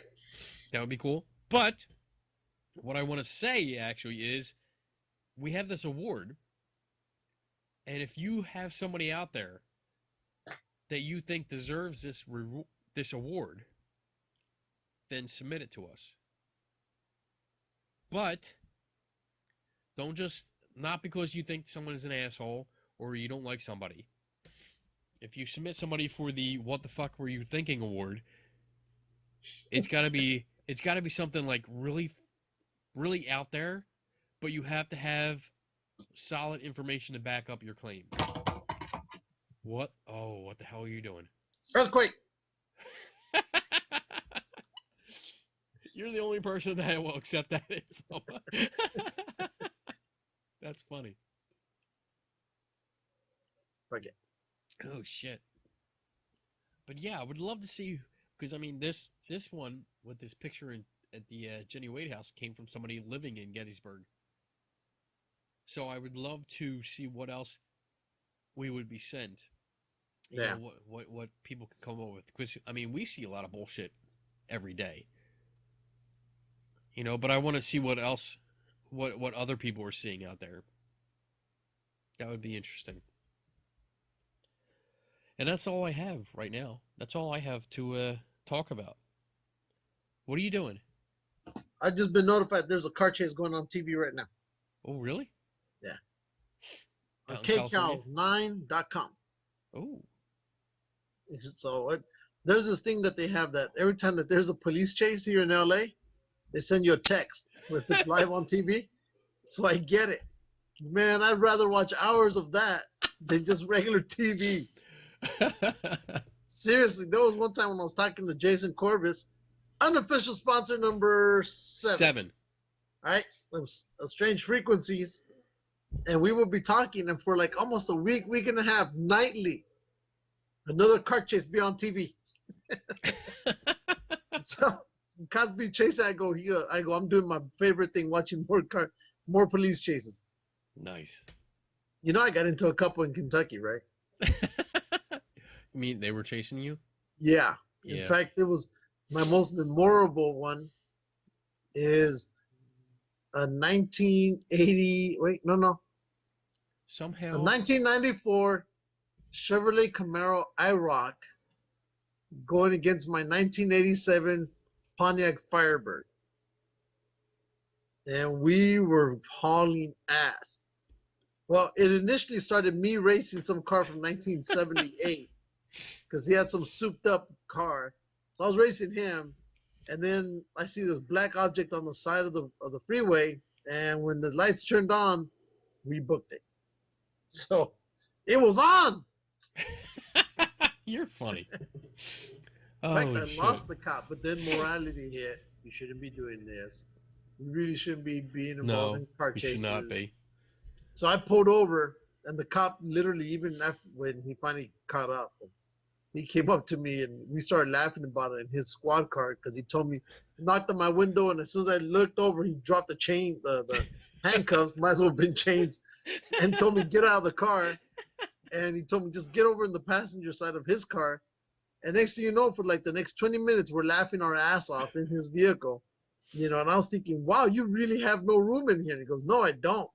Kept laughing our asses off and joking about it and talking about the whole freeway chase. And so when I got to court, and I went to court a month later, right?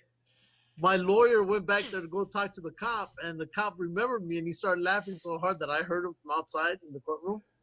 And because, you know, I guess they meet in some separate room, and he goes, I remember that guy. Give him whatever he wants. So I got off lucky.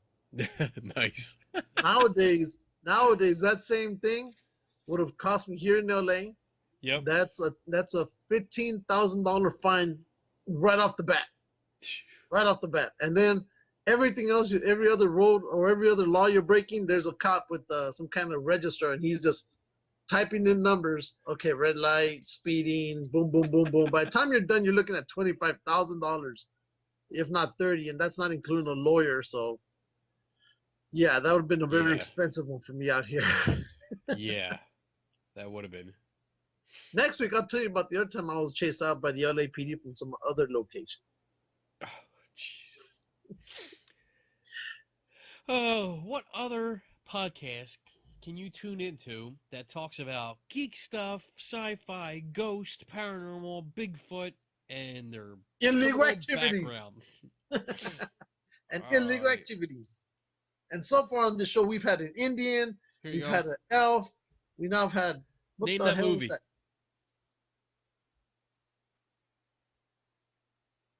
Oh, 5 seconds. Men in Black. All right, nice. We should do a contest. We should do a contest. Do we have any prizes? You should give away one of your models. Okay. Really? Yeah. All right, which one? I will determine that at the time that the contest is over. Okay, what kind of contest should we do? I don't know. Think about it. All right. I don't know. I'm going to have to think about this over the holiday. Because I think it should be good. It should be something really good. Okay. Like it should be... Oh, how about we get somebody to design our What the Fuck Were You Thinking award? That's right. Okay. So... I'm still here. Okay. So anybody out there that's listening, watching, whatever, design us a What the Fuck Were You Thinking award image. Okay? It's got to be cool. It's got to be funny. It's got to be something that we're going to love because we're geeks and we love ghosts. Hence the name Geeks and Ghosts. So make it really cool. And you can email it to us. Actually, you know what? Just send it to our Facebook page at Geeks and Ghosts. And you get this. And you'll get that. You will get that. An official, what is that? What is it? Spitfire MK dot MK Mark dot VD. 5B. Is that how you say it? Yeah, Mark 5. Mark 5. Mark 5B? Yeah. Okay. So you get an Because of the official wingtips. Because of the wingtips. Spitfire Mark 5B because of the wingtips model. Is there one or two? There's one. There's one in there. But it always looks better when you show more than one on a plane. Okay. So there you go. And it'll be directly from Lou. Take time and build it with your kid. There you go. So now And you it comes with, and I'll even include the brass photo etch that comes with it. Oh. Which is an extra like $10. What's the Because retail the kit value by of itself runs for like 30. 30 bucks? Yeah. And an extra $10 for the for that plate? Yep, sure. So $40 value. Look at that. Dang. And no cost to you for shipping. No cost to you. Awesome. That's right. I think that's cool. Do you think anybody will actually submit an image? Oh, that's cool. It'd be cool if they did. I would be surprised. I'll be totally surprised if somebody sends us an image. I'll send me a gift. You know what? I'll send me a model. I'm gonna call out somebody. Because I'm gonna show you this real quick. Let's see. Tell me when you see it. Yourself. Yes, it says. You're gonna call out yourself. This image you see here says I am Kenny Biddle. This was designed by Paul Michael Kane. And that's the logo that I use for my other podcast that I do myself that I haven't done in like 6 months because I've focused on this. And we're still doing almost the same thing, but now there's me. Yeah, now I add Lou. Yeah, exactly. So I get distracted more and I don't actually stay on subject.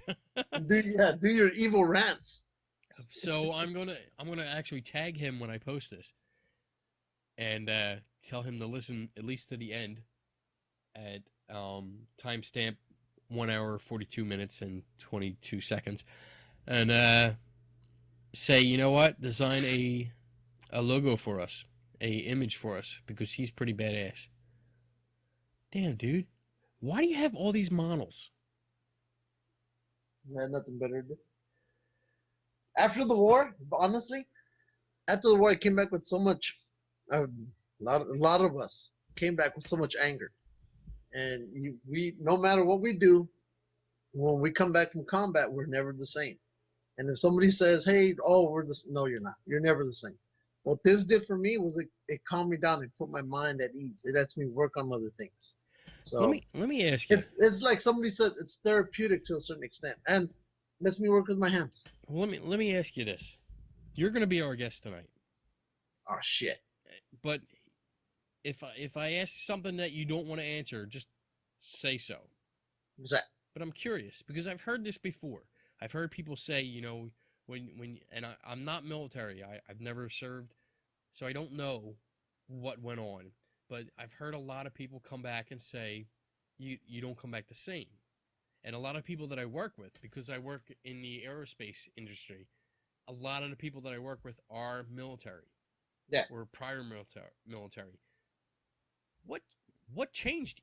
Like, why, when you don't come back the same, what made you not the same? What happened that changed you? To a certain extent, I think a lot of pent up anger, because you're taken somewhere, you know. But of course, we agreed to go, and Right. You see things that you normally wouldn't, you know, not to that extent, and you get hard into it. It's almost like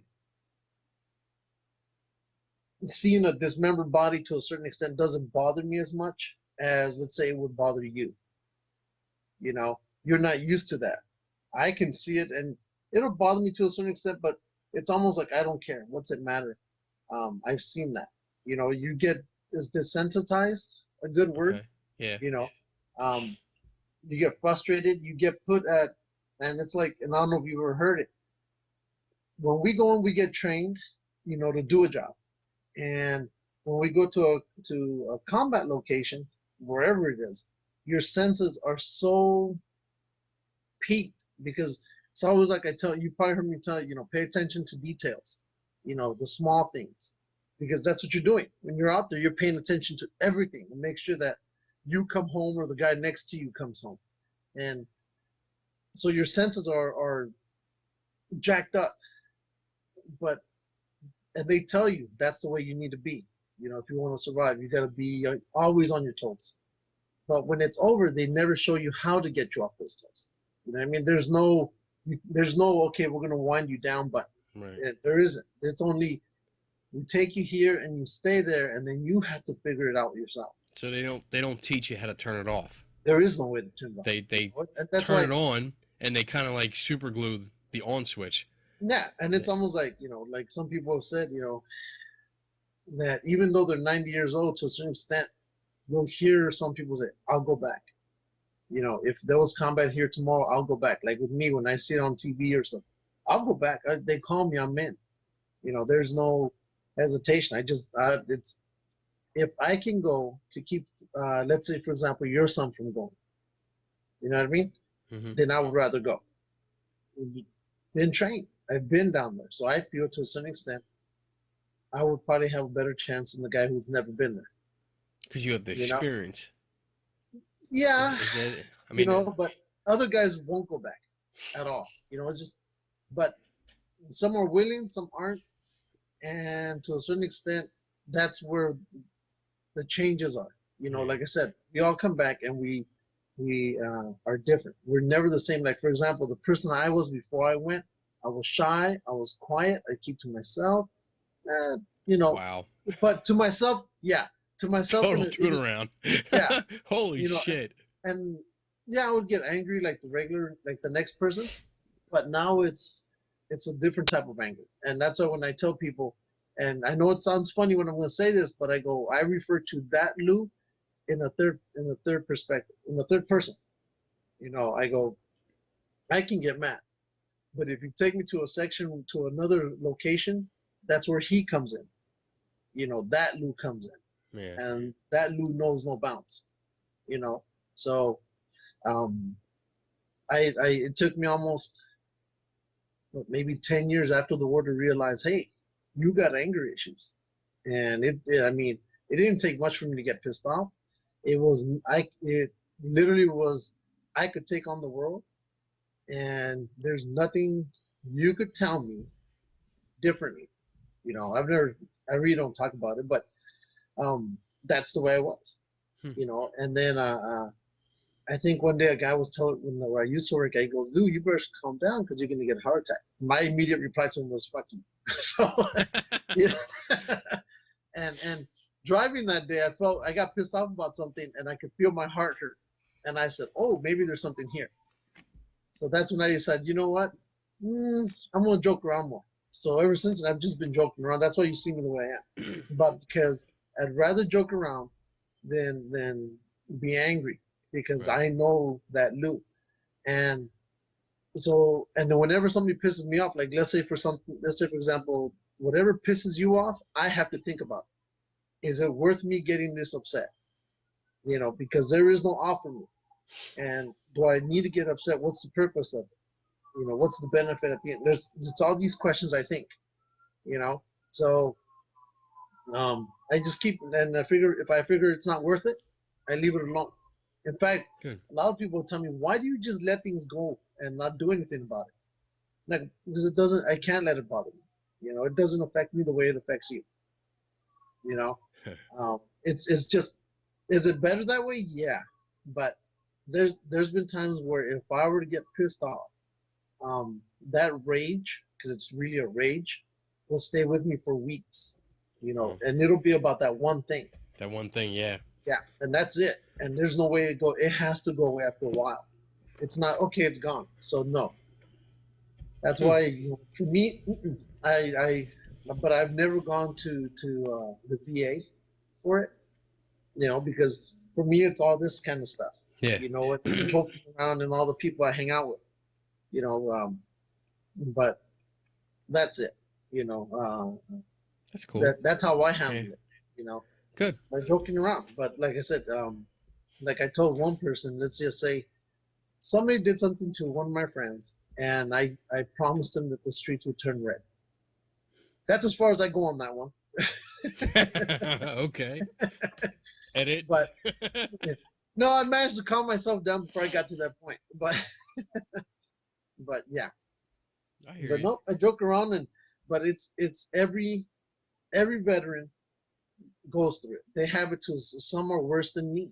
I mean, some are less than me. Some, you know, or I feel I'm a lot better, but compared to a way a lot of guys are, no. A lot of guys refuse to acknowledge it, and they won't do anything about it. You know, and the only way they get through it is they talk to other veterans, because Right. you know, they could talk to you, Kenny, but you'll never understand. You know, and it's almost like that movie Black Hawk Down, and it's probably one of the best, you know, lines that they've ever put in. Have you seen it? Yeah. Yeah. Okay, well, there's that part where towards the end, those two are talking, and one guy's grabbing all the ammunition, and the other one's grabbing ammunition, and he tells them, he goes, look, when I get back home, I'll never talk to anybody about this. And he goes, and you know why? Because they'll never understand. You know, because to them, it's a story. You know, it's an adventure. You know, but to us, you know, if I tell another combat vet, he knows exactly what I'm talking about. I'll smell the smoke from that time frame. Like when I was watching the movie Fury, and since I was on tanks, I understood everything that was going on in there. You know, I could literally smell while I was watching it the oil inside the tank. You know, it took me back. That's why, you know, they say the people on those tanks is your family, and they are, because you watch out for each other. Cool. So, but like I said, some people don't do anything about it. But if anybody ever says, "Oh, I'm the same that I was," no, you weren't. That's bullshit. You know, they never are. It's just they need they need help. We all need help. It just depends on how you want to accept it or when you want to realize it. For me, I realized it years ago. So, you know, I'm not as bad as I was from 91 through maybe 2002. Yeah. You know, but I was a walking ball of rage. You know, I was really bad. I was a bad walking ball of rage, and that was it. But like I said, ever since then, since I've realized it, and I've said, no, I'd just rather joke around. I'm happier that way. Good. You know, I'm Good. a lot happier that way. That's why. But there's never going to be that episode. Oh, Lou went, you know, started shooting up a post office. That'll never happen. Good. Good. Yeah. Maybe basements. Well, no. Not this basement, bitch. You already sold my furniture. I had to pay double to get it back. Hey, No. but you enjoy it twice as much. I do. I invited you back, didn't I? Bitch. Well, it's because I sold the front door to your house as well. Well, so. No. The only saving grace was you brought me peanut butter, except for that one jar. But no, I appreciate you explaining that to me, because, like I said, I've heard that before, and some of the people that I've asked haven't been able to explain it to me. They won't, because you don't understand. I don't understand. I cannot relate. Yeah. I mean, I can try to pretend to understand. I try to, but yeah. I mean, you don't laugh at me. I know I can't. I know I can't relate, but I want to at least know, because I mean, I work with different people. You know, some people have dealt with it great. I do work with somebody that has flashbacks. You know, and they're on medication because of the flashbacks, where they apparently, like, from what they've told me, they go right back into the war. Yeah. You know, there's some people, it's therapeutic for them to talk about it. Yeah. For others, it's a complete opposite. You know, for me, when kids ask me, like my Cub Scouts would ask me, I tell them why, because they think it's kind of, to them it's kind of cool, but to me here, let me show you what this stuff is about. And they get a different perspective from, Joe Schmo saying, and then we blew up this truck full of people, whereas I can actually say it, but I could put more into that. Yeah. And that, you know what I mean? Like, it's not a game, and this it's and that. not a movie. No, but for me, I think to a certain extent, it's been therapeutic to even talk about it. Yeah. Because it's not something that's pent up. I don't keep it inside. And for example, my wife's cousin. I didn't know, her cousin. I didn't know this at the time, but he was in the same unit that I was in, but he was across the parade field, and we both were deployed. He was attached to my unit, because we were tanks and he was on a infantry fighting vehicle, or a Bradley. If you ever look up a Bradley IFV, you'll see that, and he was on one of those.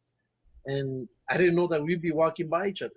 Well, his combat compared to mine wasn't as much like mine was, because I was on tanks, so we were literally at the front of the line, and he was to a certain extent. Anyway, he won't talk about it at all. I mean, the only person he ever talks to is me, and that's if I ask him. Outside of that, he won't talk to nobody about it. He still has his nightmares. I don't. He's the complete opposite of me. He's become literally a hermit. He's become a hermit, and he hardly talks to anybody. And like I said, it's kind of sad because I know what he's going through, but he won't open up about it. So, but I understand him. Yeah. I understand. So, but that's what I said. It just varies from person to person. Yeah, because I mean, as long as I've known you, and we've known each other for a while, a couple years now. I think since 2009 or 2010. You've been like one of the most outgoing, outspoken, like friendly people that I know. You're always out there. You have no problem putting your opinion out there. You have no problem talking to people. I mean, we've walked around conferences together, and you easily go up to people and talk to them. Yeah. Whereas, unless I start talking to them, and then I see you in the background with your glasses on, like, oh shit, here we go. So, but I mean, I would express myself. I think I've gotten more braver about that after, compared to the Lou of high school. I keep my opinions myself. Now it's no, but it's one of those things. Like, I've seen I'm the first one to jump in. If there's a car accident, I'm the first one to jump over there and try to help out people. Cool. But I do that constantly. If I see it, I'm constantly getting out of my car and off I go to help somebody. I'm the same way, though. I mean, I spent like 7 years as an EMT, so whenever I see any kind of accident or something, I don't even think about it. I just start running towards it, and what can I do to help? Exactly. And exactly. That's the way we are. Yeah, but no, I can see why your friends, some of the people you work with are like that. Now I'm pretty sure there's maybe one or two that's very secluded, keeps to himself a lot, is quiet, doesn't bother nobody, and he just wants to be left alone. But that's how they are. But it's cool. I mean, it's good. It's nice to talk about. It's nice to find people like you that will talk about it, so I can try to start understanding. Well, you have to. In my view, you have to talk about it because you need to teach people. Right. You need to teach people this is what it is. And that's what I'm getting at. Like, if other people won't talk to me, I won't know how to deal with them. Yeah. Well, no, and I understand. That's why I joke around. I have a couple of friends. I have a few friends from almost every single war except the World War One, and we recently lost a guy who was. I mean, this guy was both CIA and MI6 during World War II, and he met all the big guys. You name a famous person on the Allies, and he met them. He would. He talked to the president, he talked to Patton, he talked to MacArthur, he talked to all these guys. And his stories were great. That's awesome. But he passed away, I think, 2 years ago. Good guy. And then we have a friend who was a helicopter pilot during Vietnam. And he was crazy. I think he was crazier than me. He can go into. You've seen that movie MASH or the show MASH. Yeah. That helicopter that you always see coming in, Well, they would have those, but those were the most vulnerable helicopters they had in Vietnam. And what he would do, just so he could get flight hours, right? Just so he could get his hours, his flying time, Yeah. he would jump into that one because nobody else wanted to fly that thing because it was so, vulnerable. And he'd just go flying around and he'd make the Vietnamese shoot at him just so he could call in an airstrike, just so he can get his hours, But Damn. I mean, that's crazy, but that's how he is. So whenever I joke around with him, I tell him, I remember when I was in Vietnam. And I was never in Vietnam. So, it's funny. It's funny, like growing up watching MASH and seeing all the helicopters coming in and out, not knowing. Like I always thought, like, well, they have to be armor plated, they have to be bulletproof. And now that I work on helicopters, I see how flimsy they are. Well, the only one that you could say is actually worth its weight in armor is the Apache that we now use. But all other helicopters prior to that, forget it. It doesn't take much. Yeah. I remember when we were going to, right before we were deployed from Germany to Saudi, our company commander had us all information in front of the building, and he goes, I just want you to guys know that the guy next to you may not come home alive. And I looked over to my left and I told the guy, sucks for you. Oh, damn. Yeah. And he looked at me. I go, hey, he said, the guy next to me, and you're next to me. That sucks for you. Damn. Now, mind you, all my guys came back. We all came back. Good. And when we came back, that started my whole alcoholism with, my love for German beer. And German beer. Ooh, man. And rum. Rum. Yes, rum. So. Because that's what you drank when you came here. Yeah, I know. We should be doing that again. Hopefully next, Wait, were you actually going to try and wrap up the show? No. It sounded like that. No, I didn't. You looked to the side as if you were looking at the clock. I've been looking to the side all day long or all night long. We were actually at 2 hours and 1 minute. 2 Really? hours and 2 minutes. Yes. This has been a long show. It's been a good one though. We didn't even have a guest. No, I mean, we tried to. We have like a partial guest. Gowan. Oh yeah, Jason Gowan. We have his answering message. You should try calling him one more time before we go. It's late. See if he'll end the show. It's like midnight. I don't think he'll answer. He's working. He'll answer. And if he answers, he's gonna be all right. We'll call him. Call him. Who the fuck cares? Let's see. Oh shit. No, I'm not gonna call him. Just call him. No, I can't. Do it. I have a reason, and I'm not gonna say it on here. I'll tell you off when we're done recording. I'll tell you why. But we can't call him. You have a reason. I do. Trust me. Trust me. Fine. Good. We got. Oh.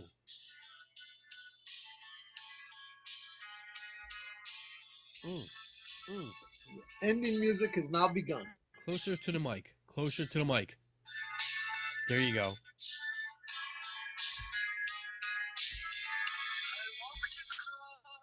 I love this song. We're gonna close Whenever I show? hear this song, I think of Philadelphia. I really do. I miss you.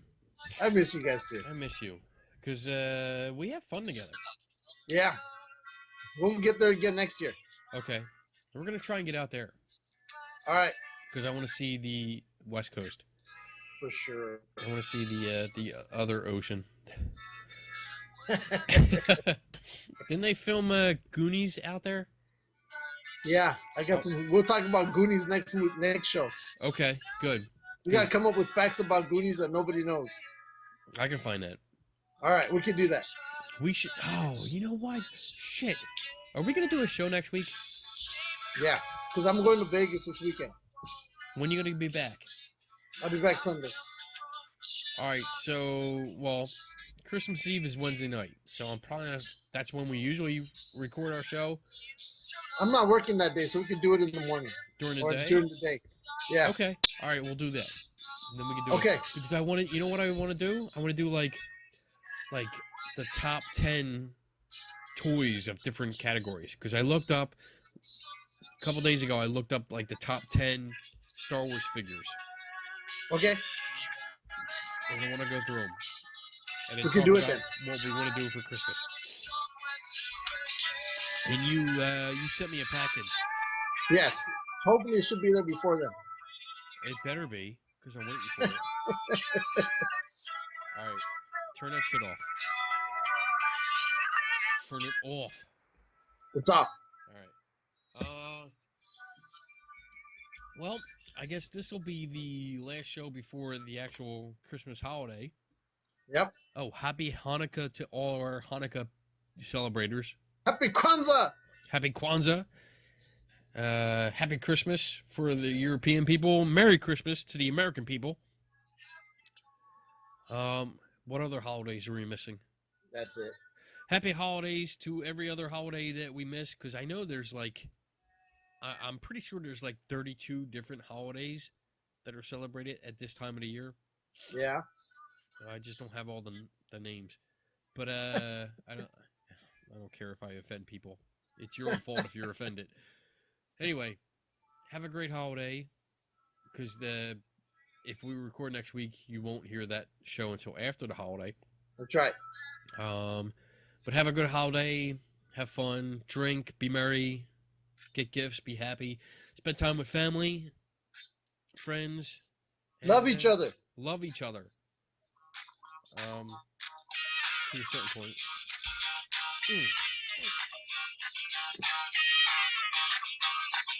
So make sure you spend time with all those you love. Yes. Yes. Have fun. Be happy. And hopefully you enjoyed us. We apologize for our first early shows this year, but I think we got better. We're doing good. I think we're doing good.